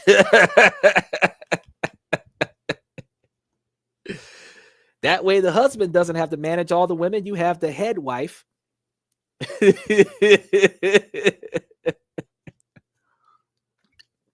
And all the mistresses, the same way the queen controlled all the concubines. Hold on now. We're going back to colonial era. We're going back to the Renaissance era. We're going back to the Viking era. We're going back to the Roman era. All I'm saying is y'all need to think. Y'all need to think. Because the women on the east side of the country, the women on the east side of the world is thinking about it. Now, the modern dynamic shift where increasing equality in relationships, especially in the urban areas, is starting to run rampant, and women may have independent careers and contribute financially, which is something that we don't have widely in relationships in America, because while the women can contribute, they still have some that expect the men to provide 100% of the way while the woman draws an income. So she keeps her money and he spends his money on them. So she spends her money on her. He spends his money on both of them. And then if he has any money left over, he spends his money on her. If he's lucky, she might spend some of her money on him, which I'm not going to argue with the mindset. But the fact is that, ladies, if you've got a man who's taking away 70% of your financial responsibility, you have 70% of discretional spending that you should be investing in the success of your relationship, so that you're making enough money back to retire your husband, not to get rid of him, but so that he doesn't have to work anymore, so that he can spend the rest of his life living life with you, building memories with you, because he's working himself to death 18 hours a day, 7 days a week, so that he can provide for you. So your reciprocation of that is to retire him, because he doesn't need to work anymore, because you invested your money into enough stocks, bonds, and real estate so that neither one of y'all got to work no more. If he's making $50,000 to $55,000 a year and you're making $50,000 to $55,000 a year, and y'all are living on a $60,000 a year income out of $110,000 a year, that means that y'all got about $45,000 or $50,000 a year worth of money that y'all don't need. And if you're putting away $40,000 to $45,000 a year in the stocks, bonds, and interest, where you're getting a 15 to 20% return on those investments, and that's $1,500 out of every $10,000 that you put away. So you put away $4,000. That's like $6,000 a year that you're getting back on every $40,000 that you put away. You do that 10 years in a row. Now you're at $60,000 income as dividends returned, plus with inflation and compound interest, 60,000 or more, 70, 80,000 as your interest coming back to you every month, where now you got $10,000 a year or more than your standard of living, where your husband and you can quit, live the lifestyle you want to live, and travel the world. That is an egalitarian partnership. He's taking care of you so that you can take care of retirement. Now, ladies, make it make sense. Why are y'all not thinking that way? Because in a divorce, that makes sense. If you built the wealth up for the both of y'all, you get half of it. He gets half of it because he took care of you so that you didn't have to pay for nothing. And you took care of the retirement so that he would have a way to retire. And if y'all part ways, he gets half of the retirement. You get half of his stuff. He could take the money he got from you and buy some more stuff. And Donald Trump never signed any type of executive order that did away with the 50-50 thing. Is some states do 50-50, some states do equity investment, where if you didn't put nothing into this relationship, you ain't getting nothing out of it. So don't believe what you see on TikTok about Donald Trump signing an executive order about doing away with 50-50 marriages. But Donald Trump has signed almost 70 or 80 executive orders this year. He has broke the record of executive orders signed in 100 days, and he's not stopping. He's signing executive orders just about every week. So it's crazy. 1 to 5, if not more, executive orders every week. He's on a rampage with these executive orders. But so far, the executive orders that he's been signing makes sense. So I can't even really argue with it. I'm like, and all of it is money. All of it. We're not wasting money on no results. Therefore, if you're not going to provide results, I'm not going to pay you. And that's fair enough. That's a fair assessment. If men had that same behavior with women, it's like, look, we're dating, but shit, I'm not giving you an allowance. I'm not buying you nothing that you asked for if you're not doing what I need you to do. I guarantee you those women will make one of two choices. They will either walk out of that relationship because they're not going to get a free ride, or they're going to start shaping up, because you're not going to get shit out of this relationship if you don't put anything in it. Usman said, if you invest $100 a month for 41 years in stock that increases 12% annually, you can make $1 million. Is there a certain formula used to calculate this quickly? The compound interest formula. So the compound interest formula, if I remember it correctly, is the principal plus the principal times the interest value, which is the rate, divided by the number of installments in the year. And you're going to put that in parentheses and raise that to the number of installments over the number of years. That's the formula for compound interest. But $100 a month for but you're talking about $100 a month for 41 years. A 20-year plan means that you could probably put up about $200 or $250 a month for 20 years and reach $1 million, which also means that if you're putting up $500 or $700 a month, think about how much money we're spending at the club on a regular basis. If $100 a month would give us 41 years, then you understand that we could probably make $1 million in 10 years if we was to take that $800 a year that we're spending on. Yeah, I do believe the compound interest formula.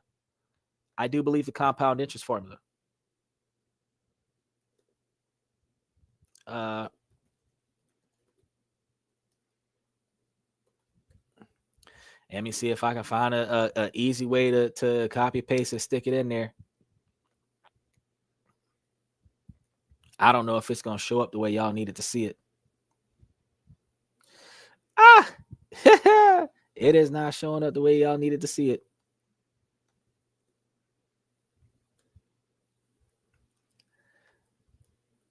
All right. And then let me get you that square root. So let me double check and see that if I'm looking at it the way it's supposed to be written. Yeah, it's R divided by N, not N divided by R. Hold on. R divided by N. There's your formula right there. And then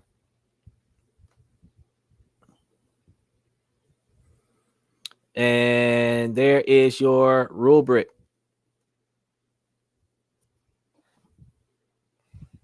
There you go.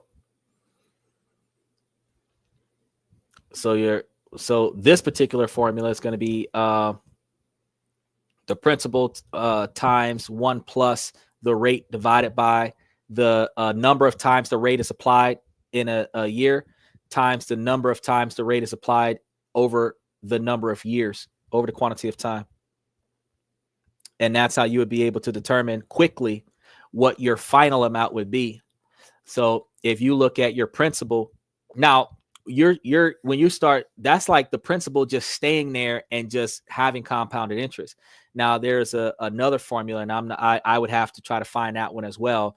But there's another formula where you would take the increase of principal from continuously adding more payments, and that basically taking this compound interest formula and doing a standard deviation kind of thing, where you're multiplying the sum of the number of installments plus the number of interest rates over the number of times that you're going to do it over the number of years that the money's going to stay there if you're not taking any money out. It's a complex formula. It is like a binomial theorem for compound interest.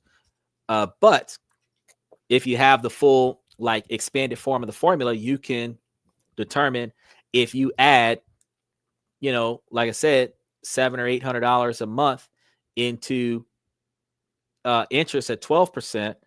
And that's 12%, because remember, I found you some stocks. I found you 3 of them that was giving you almost 18%, but they're operating a little over 15% right now because of the fires that happened in California. But at 12%, you're looking at $100 to get you $1 million in 41 years. So if you was to multiply that, you could cut it down. That same theory dictates that $500 or $700 a month could get you $1 million with 12% interest if you don't take the money back out in close to 10 years, which means that the amount of money that you spend at the nightclub at $250 a night, one night out the weekend, 4 weekends a month, you're spending almost $1,000 a month, which means that if it takes you 41 years at $100 a month, $1,000 a month, you should probably get it inside of 5 years. If you think about the $15,000 a year you spend on beer and alcohol, beer and cigarettes and weed, you're putting up $15,000 a year. You're putting out like $1,200 a month aside. You could be a millionaire in 5 years, which means that with relationships lasting 1.5 year, 1 year, 5 months, 6 days is the average relationship. Within 2 years, you would see so much money in the bank that you guys have worked on that y'all not going to break up because y'all don't want to split the money. Y'all would be like, well, fuck all that shit. I'm after the complex formula because I don't think the compound formula takes into account additional monthly investments. No, it does not take into account additional monthly investments. That compound interest takes into account putting the money there and then applying interest to it over time.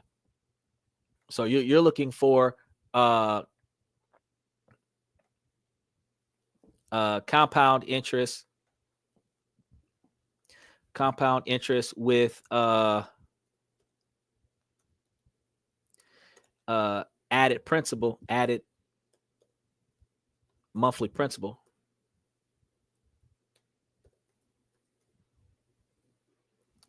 What is it? PRISCIPAL. Yeah, principal formula. Because I know they got a pretty thick. Son of a bitch. So, future series for monthly contributions.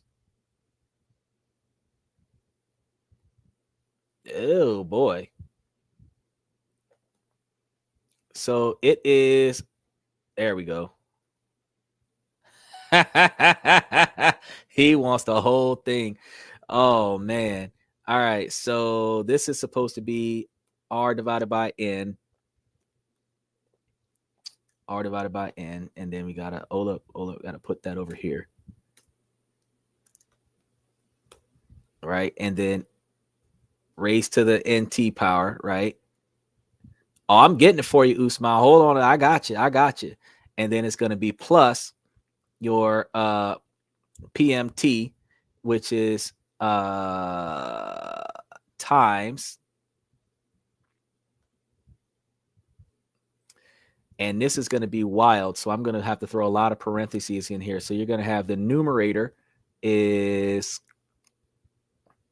Wait, hold on. Wait, where is your R?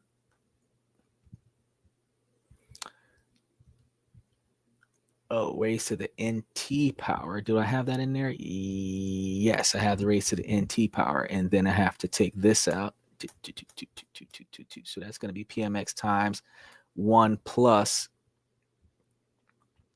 your R divided by N. This is the stuff that I be talking to my students about when I be teaching stuff in class. Okay, R divided by N raised to the NT power minus 1. This is all in the numerator.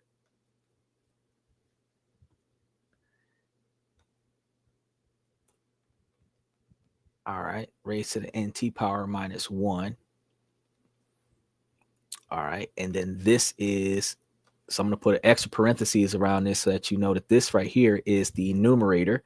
And then we're going to divide that by the R divided by N.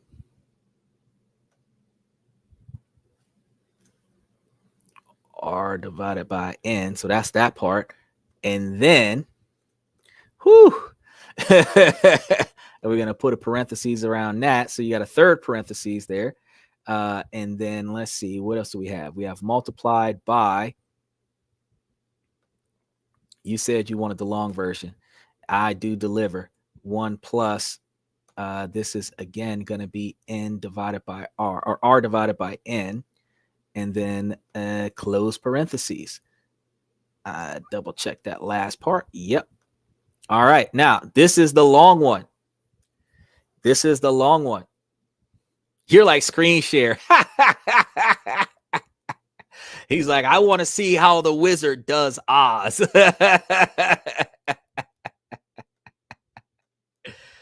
Ah, man. Oh, man. I'm putting it in the comment section. That way you guys can copy and paste it out the comment section. You can double tap and screenshot your phone. There goes the formula, though. This right here, this is the formula for compounded interest with added principles over a period of time. And then this right here is the rubric. So you're going to have A is the future value of the investment. P is the initial principal amount. PMT is the monthly contribution amount. R is the annual interest rate as a decimal. N is equal to the number of times the interest rate compounds per year. And then you have RT is the time in years that it occurs. You're welcome.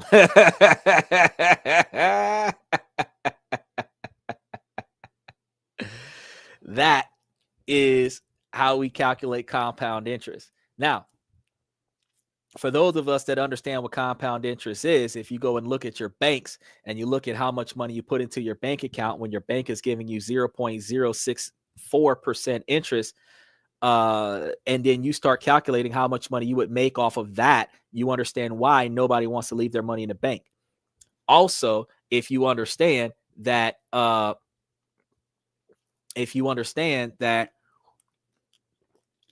to time, you said, what's the name of the formula? The formula is for compound interest with added monthly principles.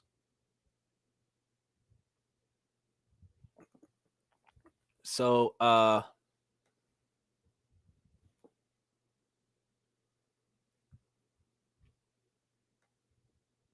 he said, legend, I've been looking for this for a while.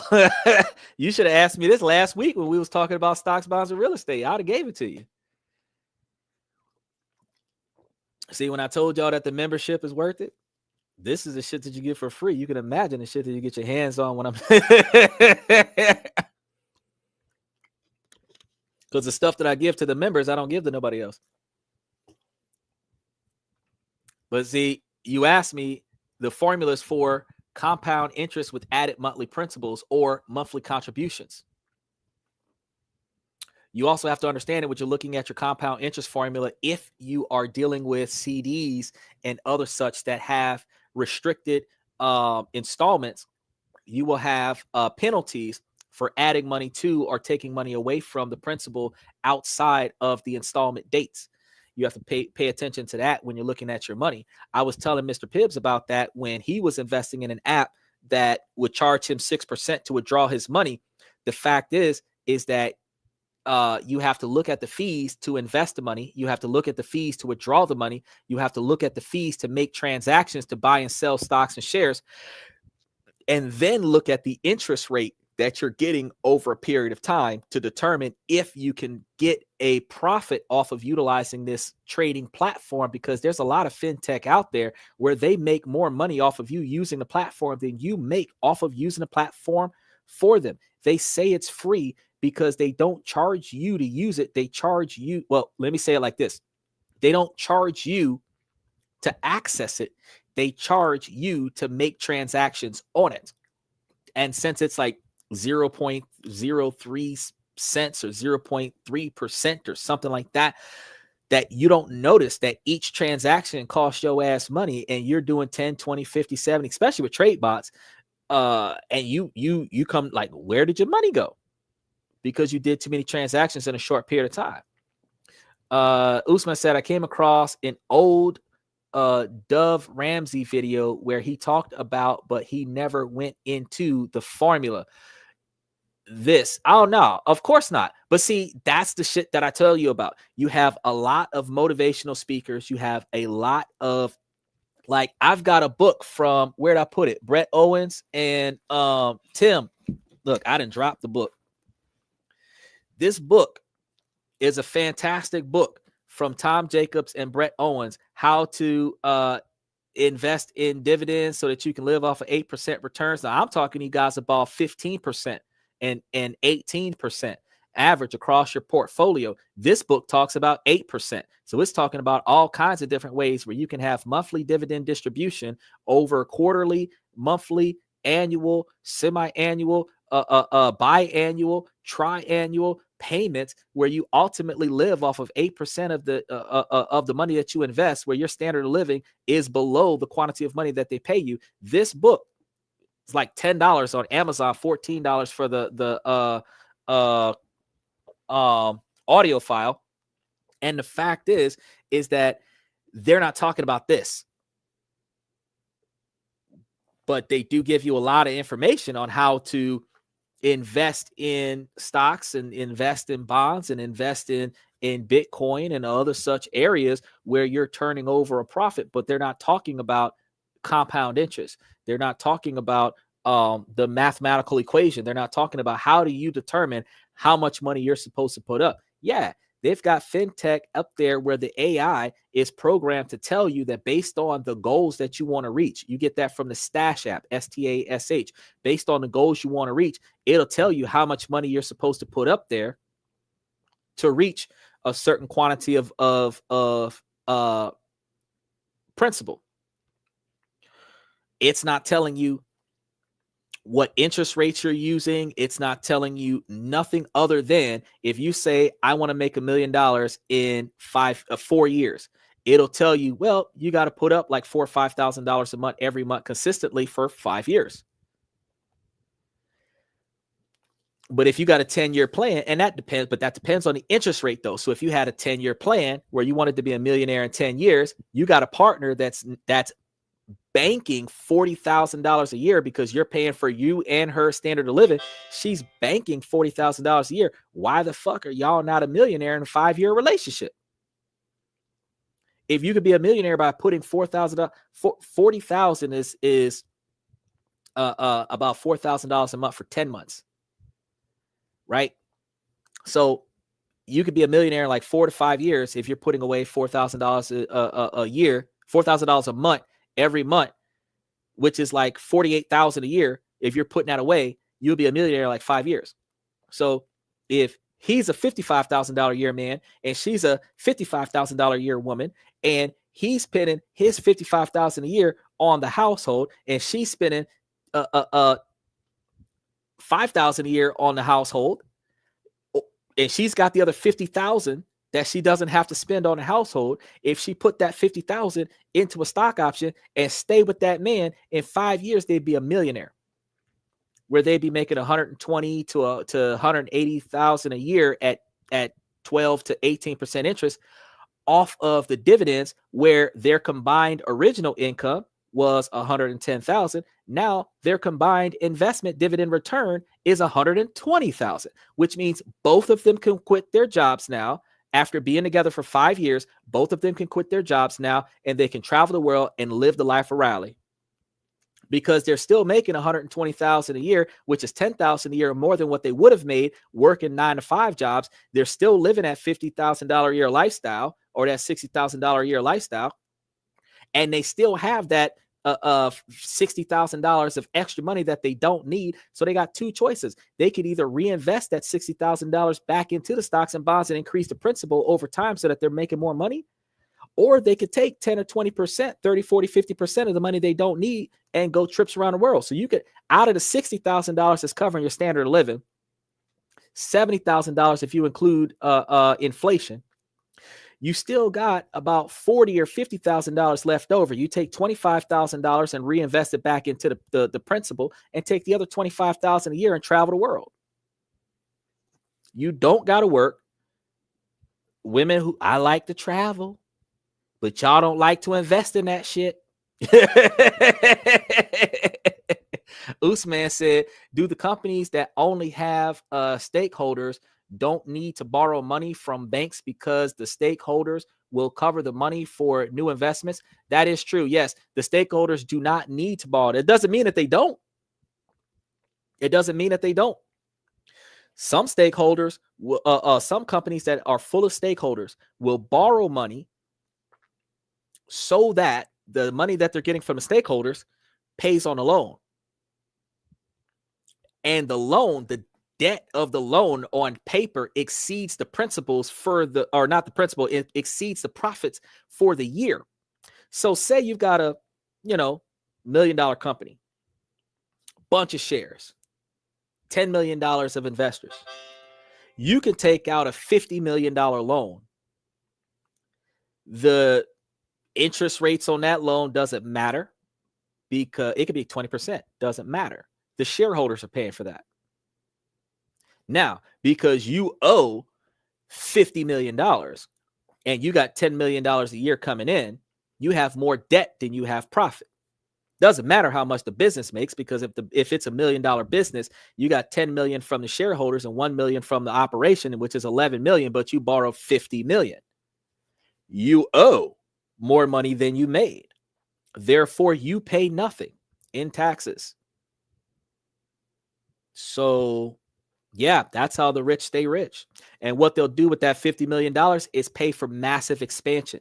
That way they have the capabilities to expand their shareholders from $10 million worth of shareholders to $100 million worth of shareholders. Then they'll turn back around with $100 million worth of shareholders and $50 million worth of profit from the company. They'll turn back around and take out a $200 million loan. Because even at 20% interest, who fucking cares? The shareholders are paying for that. You take out the $200 million. Now, out of the loan, you can line your pockets, because that's not a profit. That's a loan. You can line your pockets with your paycheck, whatever that may be, $1 million, $2 million. Take the other $198 million and invest it in expansion. Never paying taxes because you owe more money than you make.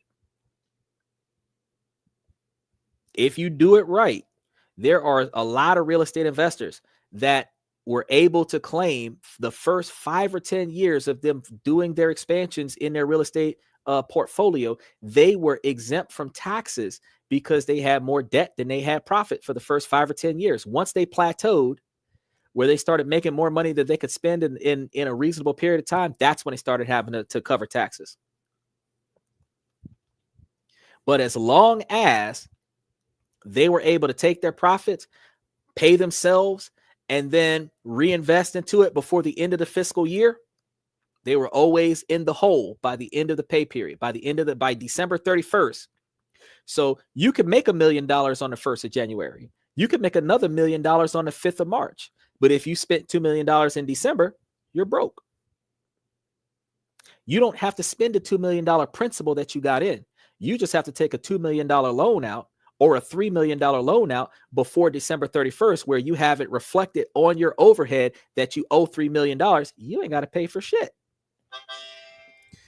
When you talk about England, could you talk about England-based stocks, which are shareholder-based, and how to find companies which are only shareholder-based? Oh, of course, that's exactly what I was planning on doing.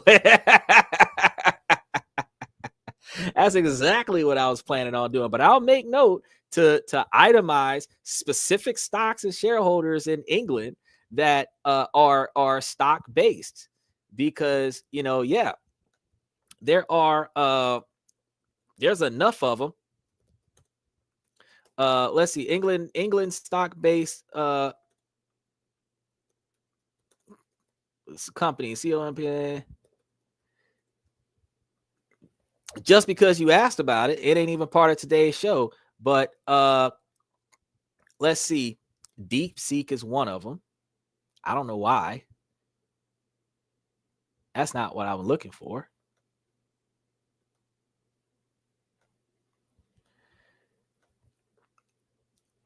Oh, that's because I spelled England wrong. So England's stock-based companies, stock-based, publicly traded. Notice, you see how I changed the question? Publicly traded companies, share price, and payout, because we got to see if are they giving you dividends. So let's see. You have market volatility, valuation reassessment, higher potential. Oh,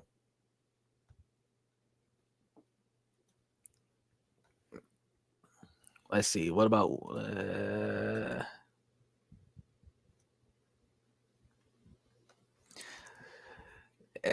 got it. Let's see if we formulate it as a what base.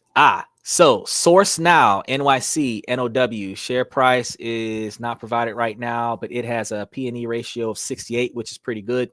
There are no dividends for that one. Palantir Technologies is NASDAQ, PLTR, share price 83.74. Market cap is 191 billion. Their P/E ratio is 159, which is really high. That means that they are doing more long-term investments. And Chegg, NYSE their share is $1 down from $113 in 2021. The share price is $1, which is down from $113 in 2021. Their market cap is 112 million. They're not giving out dividends either. That's just to start for the ones that are allegedly in England. But I am going to do my due diligence and try to see if I can find more, figure out which areas they're in. When you recommended Al Rahi stock to me, I got the app Direct Investor Approach. That's the best way to do it, but they only allow natives to invest directly. I would need to go through middlemen for said stocks, so not as profitable. Well, that's what I said that on the show. I said specifically, in order for you to get directly into that company, you would have to use a direct investor app. Unfortunately, a lot of those Saudi Arabia and other you were looking for no interest debt backed companies, and those are not doing direct investment. So I would have to find, since you want to do Al Rahi stock, I would have to find the third party company that invests in the Al Rahi stock for you, so that you can but you can invest in it. It's just like, it's almost like, for example, I can't get directly connected to the Orchid Real Estate Investment Trust. I have to download the Stash app, then search for the Orchid Real Estate Investment Trust and invest in it from there. Same thing. You might have to download Acorn or another real estate investment app that handles that market and then invest in that Arahi stock. But you can go to the Arahi stock and get the market numbers. You can go and get their analytics. You can go and figure out what their profit shares are. You can look at what their dividend distributions are. And then whatever app that you decide to use to invest in their stock, you can cross-reference what they are advertising versus what the third party is advertising. You got to pay the cost of doing business. So the profit margin might be less from the third party than what it is from the primary party. But if the profit is enough after they take their cut, it's still worth doing. It's still worth doing. You can't invest in everything directly. I, as an American, cannot invest in every country directly. I was just talking at the top of the show about how I have to be involved with a native in Thailand and in the Philippines to start up a business in the Philippines where they have 60% control over my business so that I can make money in that country. You can't just walk over there and just do whatever. Now, I can go to Japan and start up a business in Japan and be directly involved as a 100% owner in Japan. And as long as I hire a bunch of natives to run the business for me, I could be the 100% owner with 100% native employees. It'll be a foreign domestic business and they'll give me $23,000 US to do it. Where the standard of living is like $8,500 a year. So I could pay with that type of standard of living, I could pay 2 employees $9,000 US a year, which is probably overpaying them in comparison to the way they normally get paid in their country. But I could pay them for 12 months at that rate before I run out of money. And actually, really, because I'd still have a little bit more money, I would be able to pay more for them. I'm going to put it up next Wednesday, because every Wednesday I'm doing a different country, because every Tuesday I'm doing like all kinds of wild stocks in America. So instead of only doing American stocks, I do the American stuff on Tuesday. I do every other country on Wednesday, and whatever Donald Trump is doing on Monday, and whatever Donald Trump is doing business-wise rolls over from Monday to Tuesday. All the bullshit that he done over the past 7 days, I cover in the first 2 days of the week. And then Wednesday, I talk about other countries. And then Thursday, we talk about social interactions and everything else, and how we could do better, be better, make more money, and everything like that. Just by holding ourselves to better standards and treating each other better, and respecting ourselves, as well as respecting the people that we're doing business with, respecting the people that we're in relationships with, because all of this knowledge is like easily accessible. You notice how it took me like 2-3 minutes to find the stuff that you're asking me for. Anybody can do this stuff. It is public knowledge. You just got to ask the right question. Now, I wasn't satisfied with the questions that I asked, so now I got to go and ask different questions. And that's the difference between me and other people, is I'm not going to ask one question. I'm going to ask 10, 20, 30 questions to see if I can find a different answer. And then when I start getting repetitive answers, then I'm like, okay, this is all the information that exists publicly. Now, in order for me to get the private knowledge, I got to go directly to the company and start asking for the private knowledge. Now, I'm probably going to have to get a press pass to start going to places and getting private knowledge. He said, I'm looking forward to the English podcast on the stakeholder debt-free companies that give out dividends. I'm going to see what else I've got for debt-free companies, but I'm going to find the stakeholder companies, and then I'll try to separate the debt-free companies from the stakeholder companies that are putting out dividends, because a lot of times you are more focused on dividends than you are focused on the company being debt-free, because the United States is by far $30 trillion in debt, but it is claimed to be the richest country in the world because we spend billions of dollars, trillions of dollars we spend. He said, how can you tell that a company will be profitable or have good growth in the future? What do you use as a matrix to make informed decisions? The P&E. The P&E is low. That means they ain't got shit else to do with their thing. They're dealing with high growth when the P&E is high, but when the P&E is low, or the profits over investments, or the profits over sales, or the stock price versus the dividend distribution, you take the dividend distribution and divide it into the stock price, and if the number is low, then they're giving more money back to the shareholders than they're keeping it in their pocket. But like if you're looking at like $500 with a like 20 cents a share dividend distribution, they're probably going to have a $100 or $200 a 100 or 200 P&E, which means that they're taking all of the money from the shareholders and investing it in development and expansion. Now, how do you know that the company is going to be successful in 5 or 10 years when they decide to shift their P&E and start giving more money back to the shareholders? Well, you don't. You can only assume that if they've been on an increase over the past 5 years, and it looks like the innovation that they're working on potentially could have them be on an even more effective increase, then you would assume that they're at least going to maintain the current growth, if not have massive growth.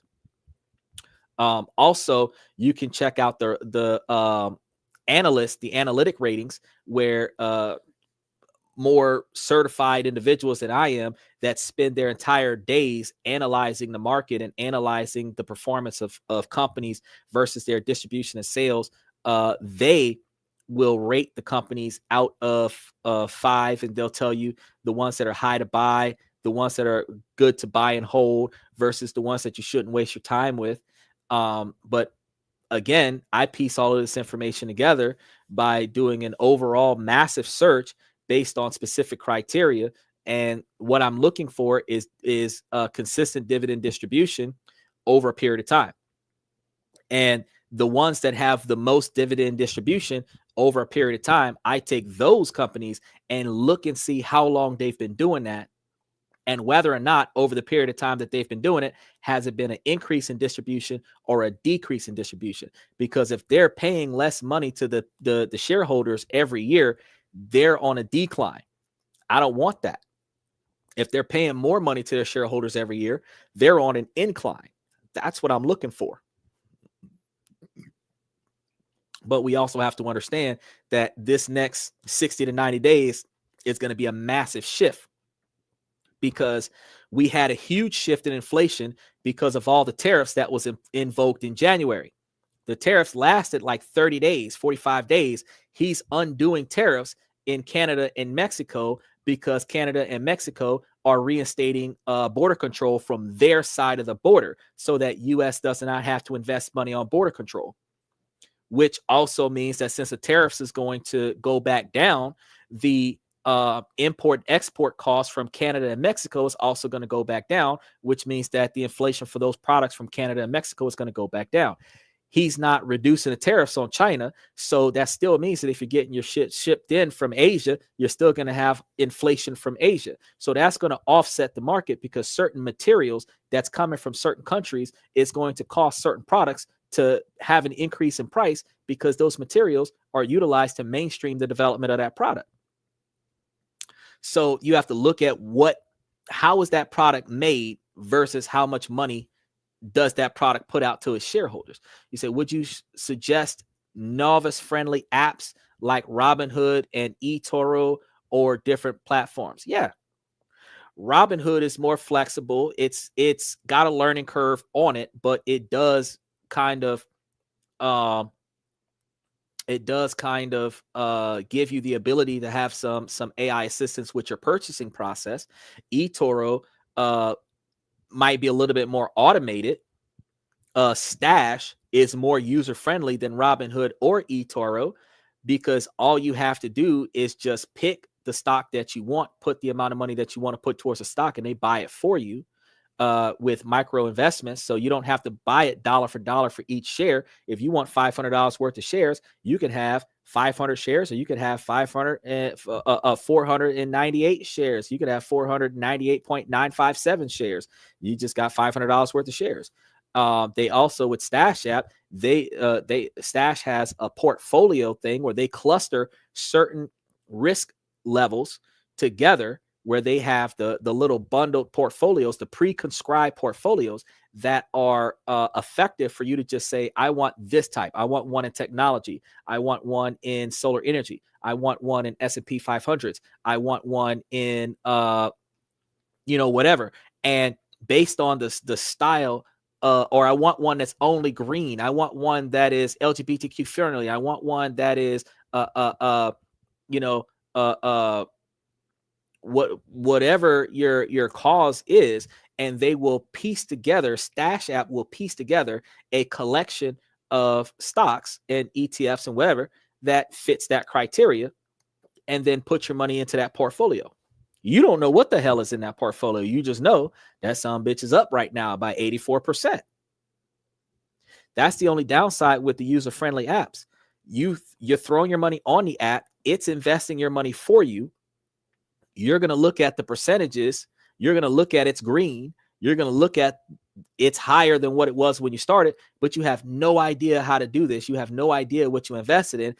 But because this is an assisted app, it has the ability for you to withdraw your money in a less difficult fashion. Now, the difference between Stash, eToro, and Robinhood is how much money does it cost to take your money off of the platform versus how much money it costs for you to put your money on the platform versus how much money it costs you to make trades, buying and or selling the stock. Buying the stock to get involved in it at first, and selling the stock to get your money back to have the cash to use for other stuff. That price differs.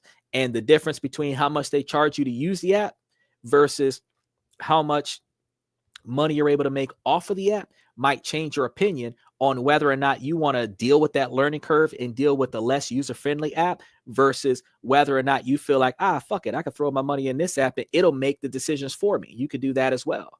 He says, when you talk about England, could you also talk about good investment platforms? Well, since you and I just finished talking about the Al-Rahis situation, that I told you I have to go. First of all, I have to find out which ones to invest in, like the Al-Rahis stock. And now to help you out with that, I have to now find you that third party that does invest in those types of stocks so that you know what app to download that stock, because I can't just tell you, oh, there's awesome stocks around the world. You can invest in stocks around the world, but you don't know how to fuck to invest in that stock. That doesn't help you.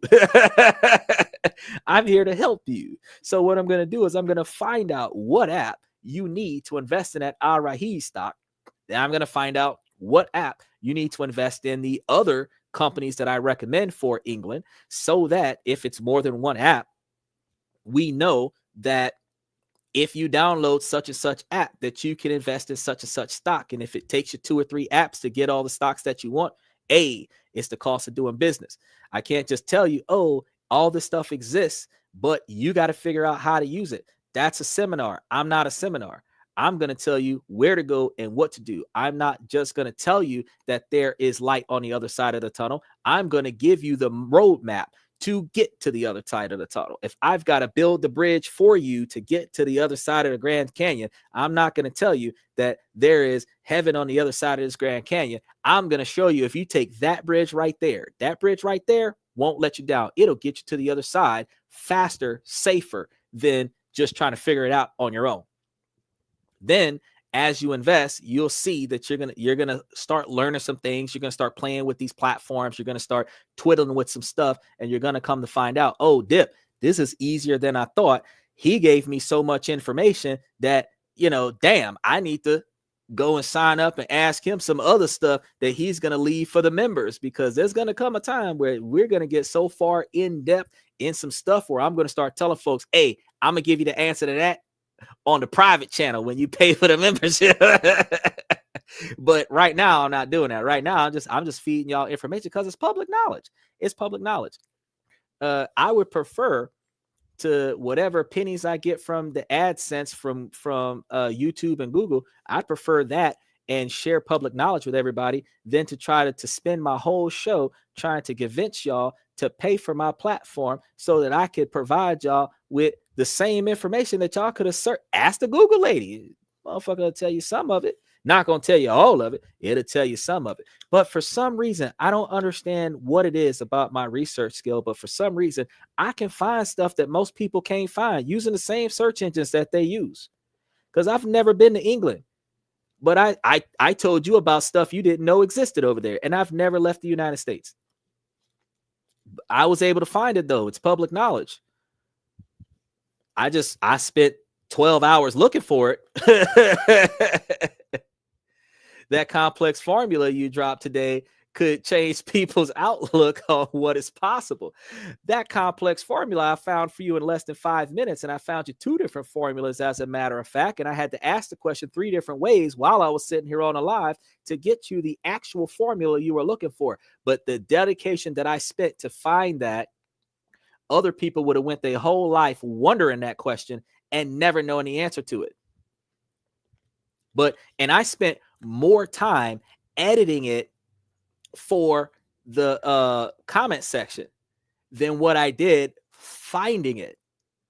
If you go back and look, you're like, shit, he found it. But you see me, I'm back and forward, cross-checking, making sure I'm writing it in there correctly, and then copy and paste and put all of the details in there. And it took me less than 5 minutes to do the whole thing. It took me less than 10 minutes to do it twice.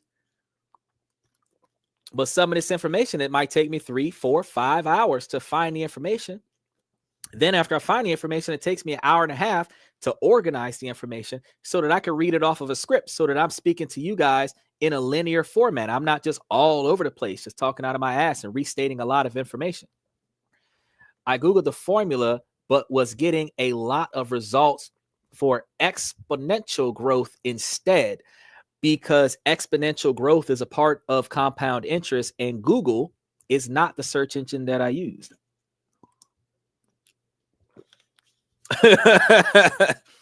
But you were supposed to ask for compound interest with monthly installments or something to that effect. That question would have gave you a different function.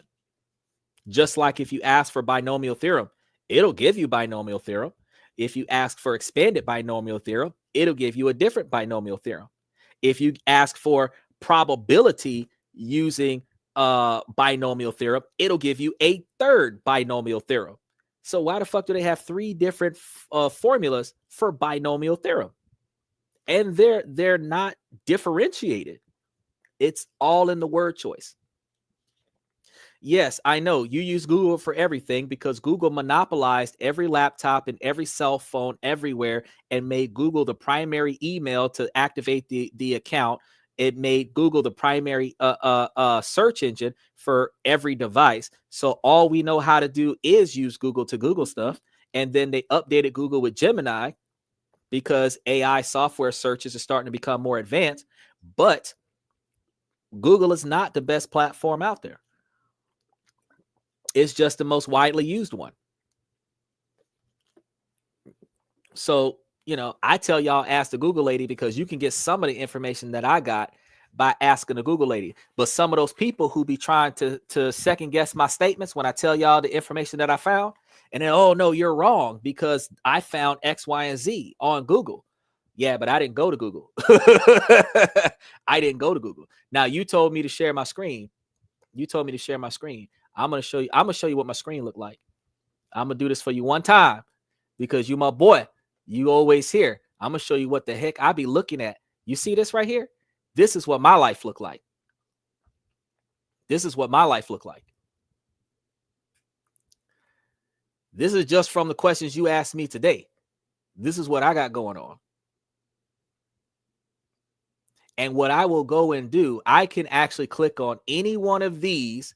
DeepSeek Explained. I click on any one of these and get more information from the individual websites that are attached to it. I can tag any one subtopic. Look at these formulas up here. I can tag any one subtopic. It gets better because over here to the side, I can go watch other videos about it. I can get some of these are actually what are they called? PNG images that I can just click on the image and utilize it.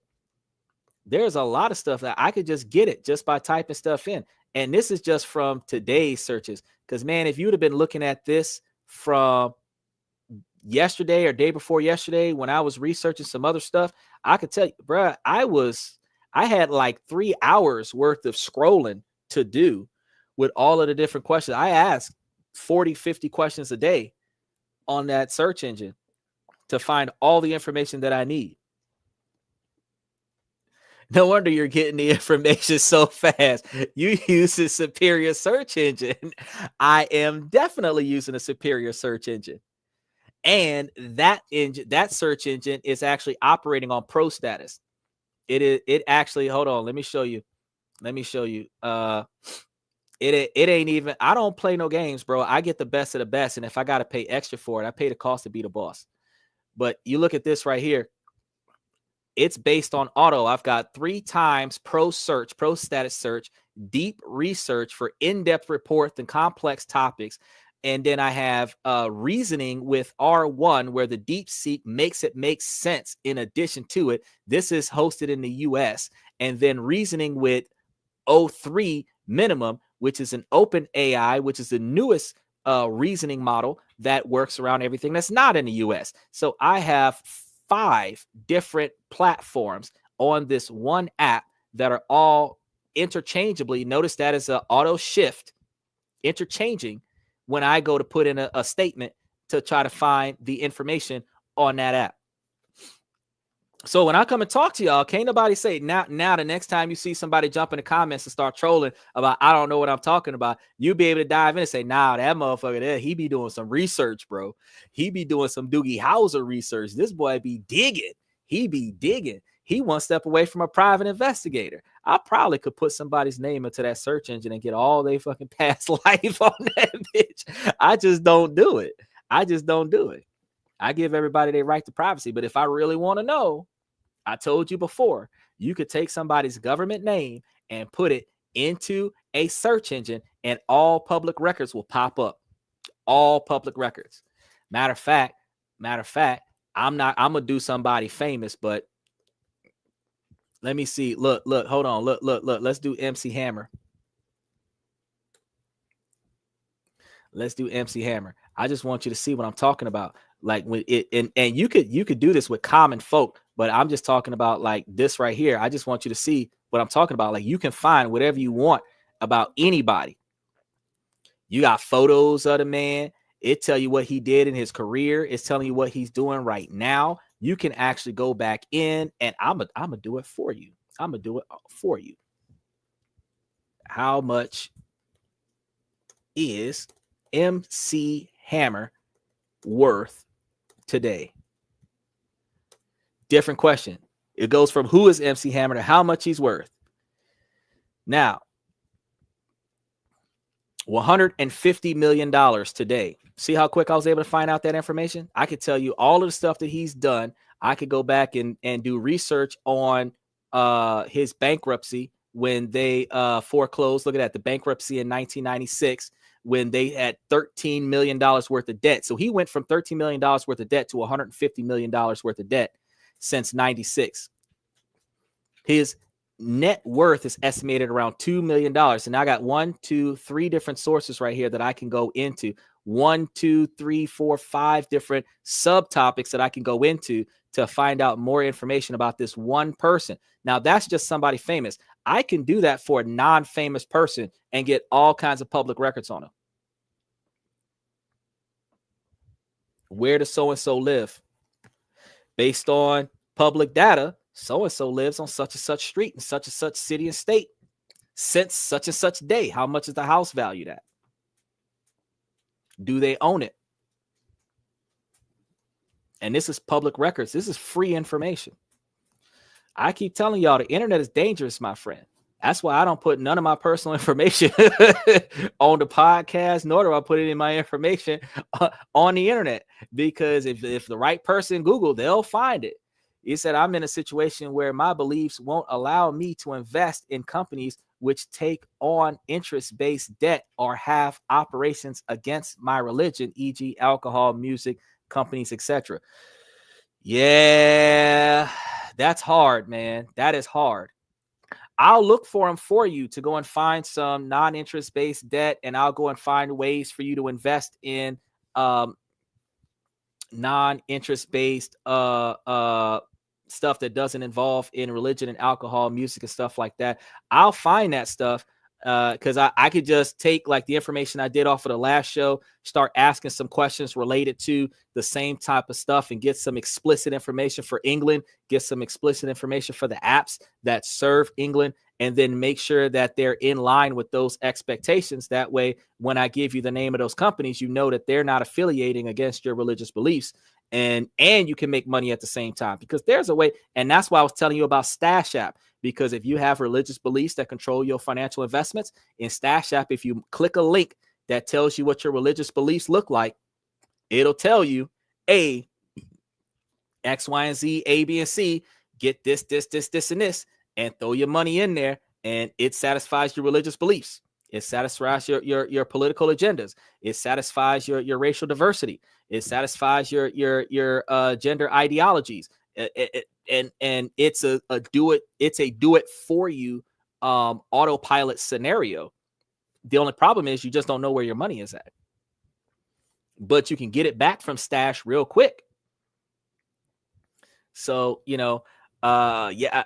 And like I said before, I got to see if I can log into it on a computer, because I got it logged into multiple cell phones, but I can see if I can log into it on one of the computers and take a screenshot for you guys one time and show you what it looks like after the money's been sitting there after the next payout in March, because I think I met the ex-dividend date, because I think the ex-dividend date was today or yesterday, and I think I met the ex-dividend date earlier this week. And if I did, then I should be involved with the dividend distribution that I actually scheduled to be reinvested into the scenario. So I should see an increase in my revenue in March before I add more money to the stock, because I'm going to continue to add any money that I don't need for my standard of living. I'm going to add it to the stock and continue to increase dividend distribution.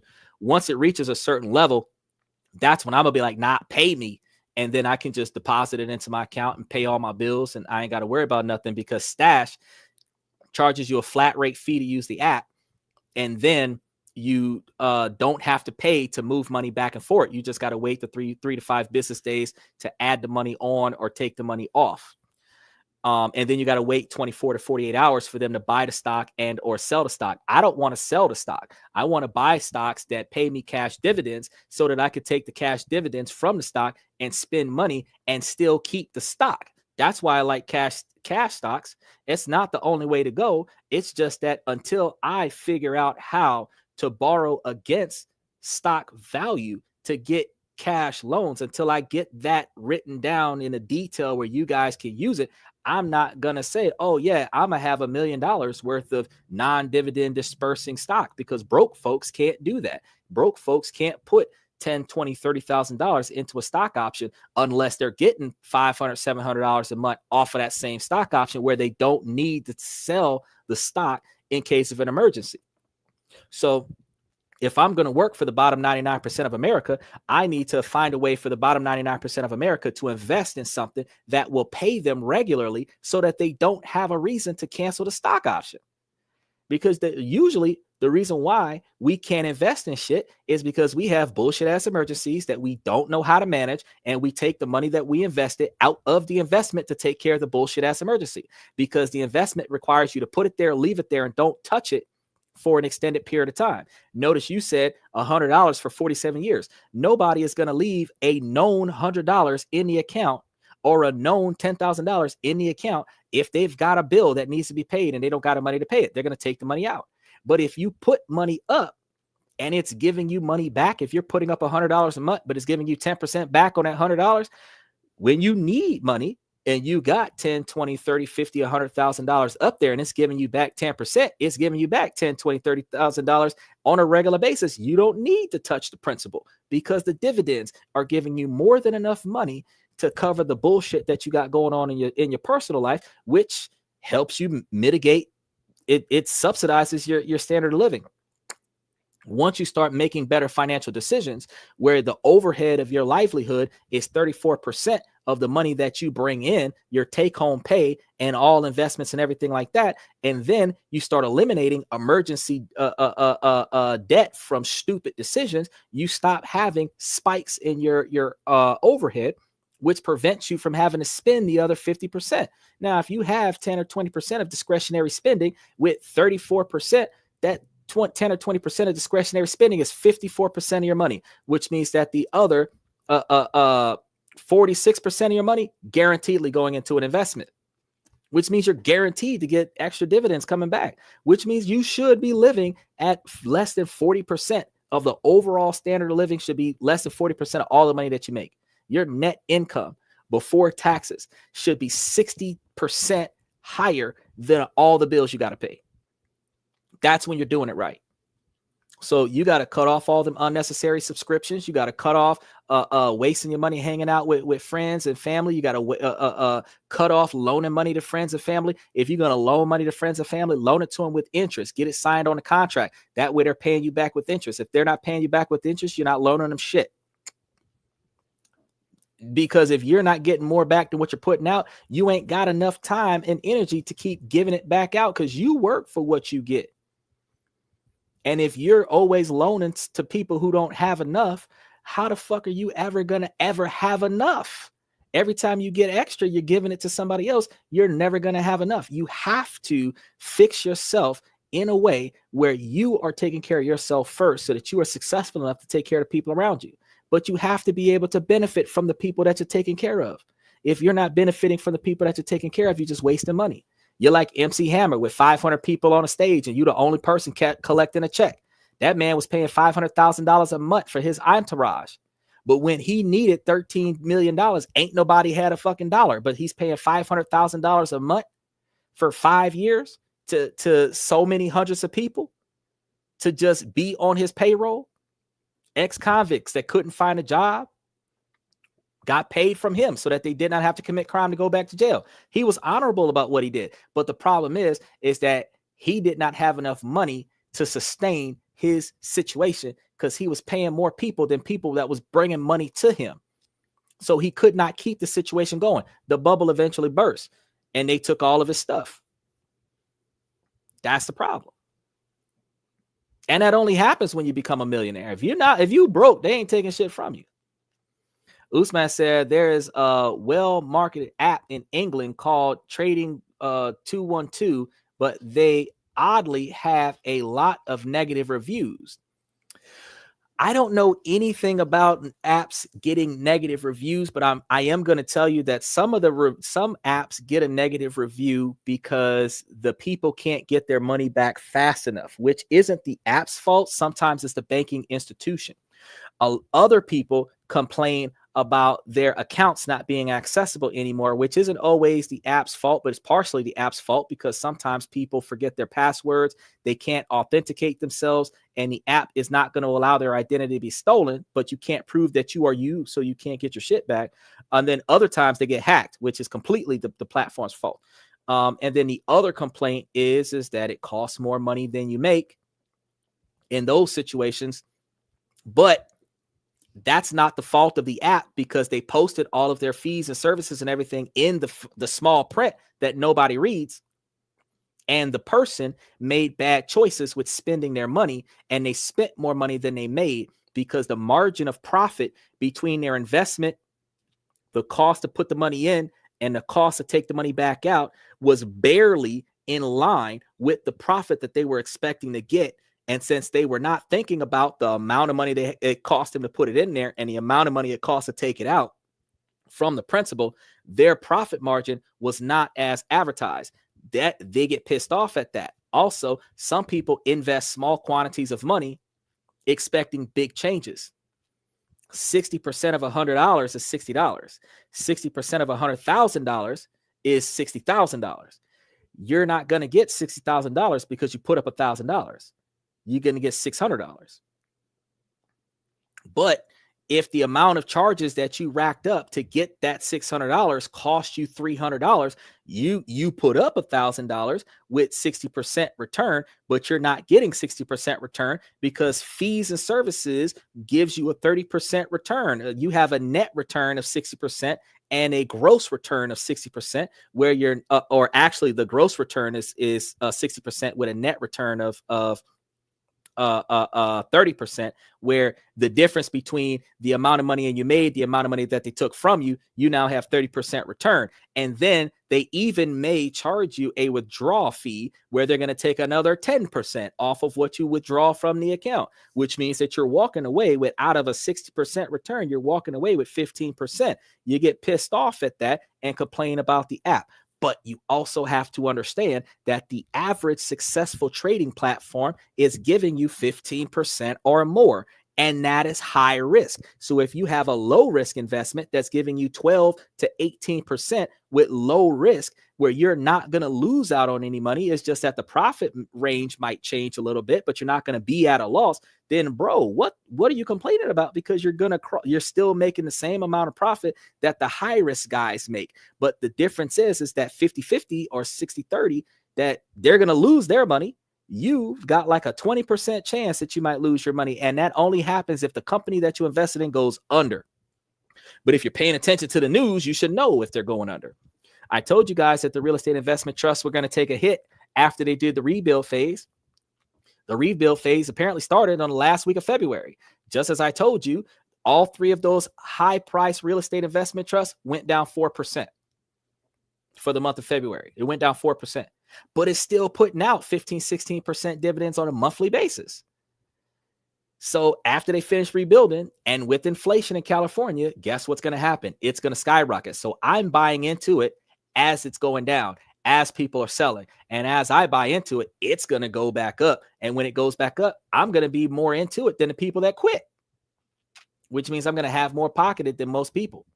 So that's one of the things that I tell you. You got to catch it while it's on a downturn. That way you can afford to invest in it. Then when it goes back on that upswing, you're back on top. And that's why they say buy low, sell high. In order for you to buy low, you have to catch it on its way down. And then on its way up, you have to sell it. But if you do a buy and hold where you buy low, let it spike, and keep the high interest dividends off of the spike, you're good to go. And then every time it depreciates, you buy into it again. That's how you do it. He said that small print is what can chain you down in the future. That small print can take every fucking dollar out of your investment portfolio. You won't be chained down. You will be broke. And that's why some people be complaining about some of those apps. So I actually have to get ready for this 2:00 engagement. So I definitely have to sign out right now. Let me see. Was there anything else that I was supposed to be telling you guys about this? No, we have the cultural wife nuances, where wives often avoid confrontation and preserve harmony, which we don't see in America. Many women prioritize children's well-being over personal grievances. So instead of them bitching about their hair and nails, they're taking care of the kids only. And some wives maintain discretion about marital issues to save face. So instead of them having arguments and embarrassing you in public, they will keep their mouth shut, and they will save face and keep their opinions to themselves. They also give you 20 years of their life. Now, the rural areas may adhere to more of these traditional gender roles, and urban couples tend to have more egalitarian relationships.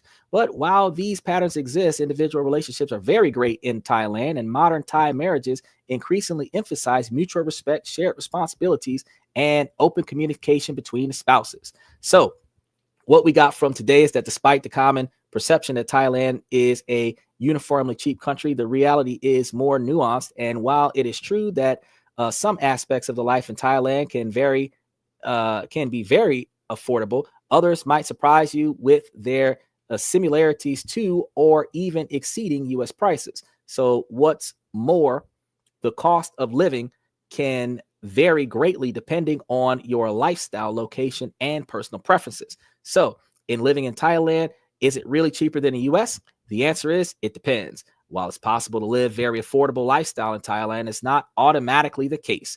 By doing your research, being mindful of your expenses, and adapting to the local culture, you can make the most of your time in Thailand. So if you guys have any information or knowledge about your experiences in Thailand, we definitely want to hear that. Make sure that you put that information into the comments. If you guys consider moving abroad, be sure to check out all of the videos that we have for expats, because we got tips and tricks for you guys all over the place. We are going to be coming back to you live every night of the week. So make sure that you hang tight, because tomorrow is Thursday, and we're going to be dealing with some social discussions on Thursday, Friday, and Saturday. Our members only on Sunday, which is going to be dealing with questions and comments for the fans. As I tell you guys on my way out every night of the week, as long as the situation doesn't make sense, I'm going to keep asking you ladies to make it make sense. So ladies, please make it make sense. Until next time, Usman, special shout out to Usman77 for tonight. Thank you guys for coming to this and that. 75% of us men holding it down for the podcast. Keep sharing this podcast to all the fellas that you know. Share this to anybody that you know. The females too, share it with them, because they'll learn how to make and save and invest money right alongside us if they care to be here long enough to understand that it don't have to be them that I'm talking about when I say that some women need to change.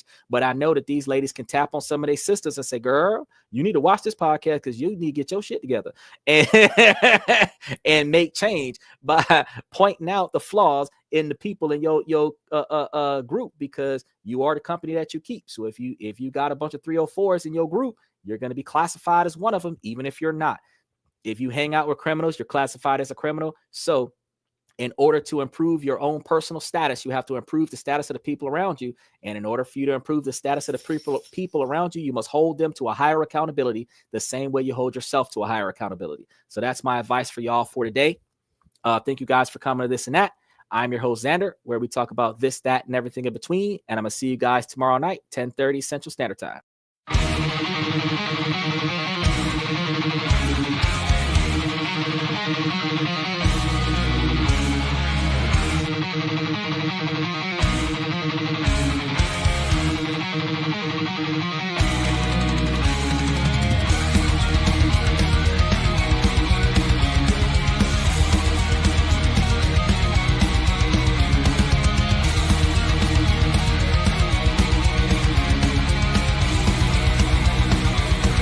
Higher ground.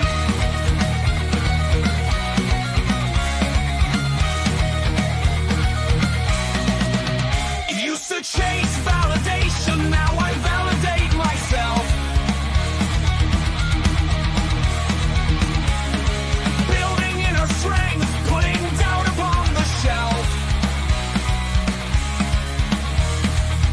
No more unnecessary drama, no more wasted time.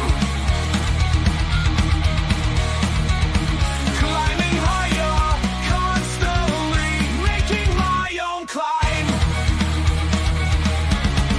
Standing on higher ground where excellence is found. My potential knows no bounds, raising the bar, breaking ground.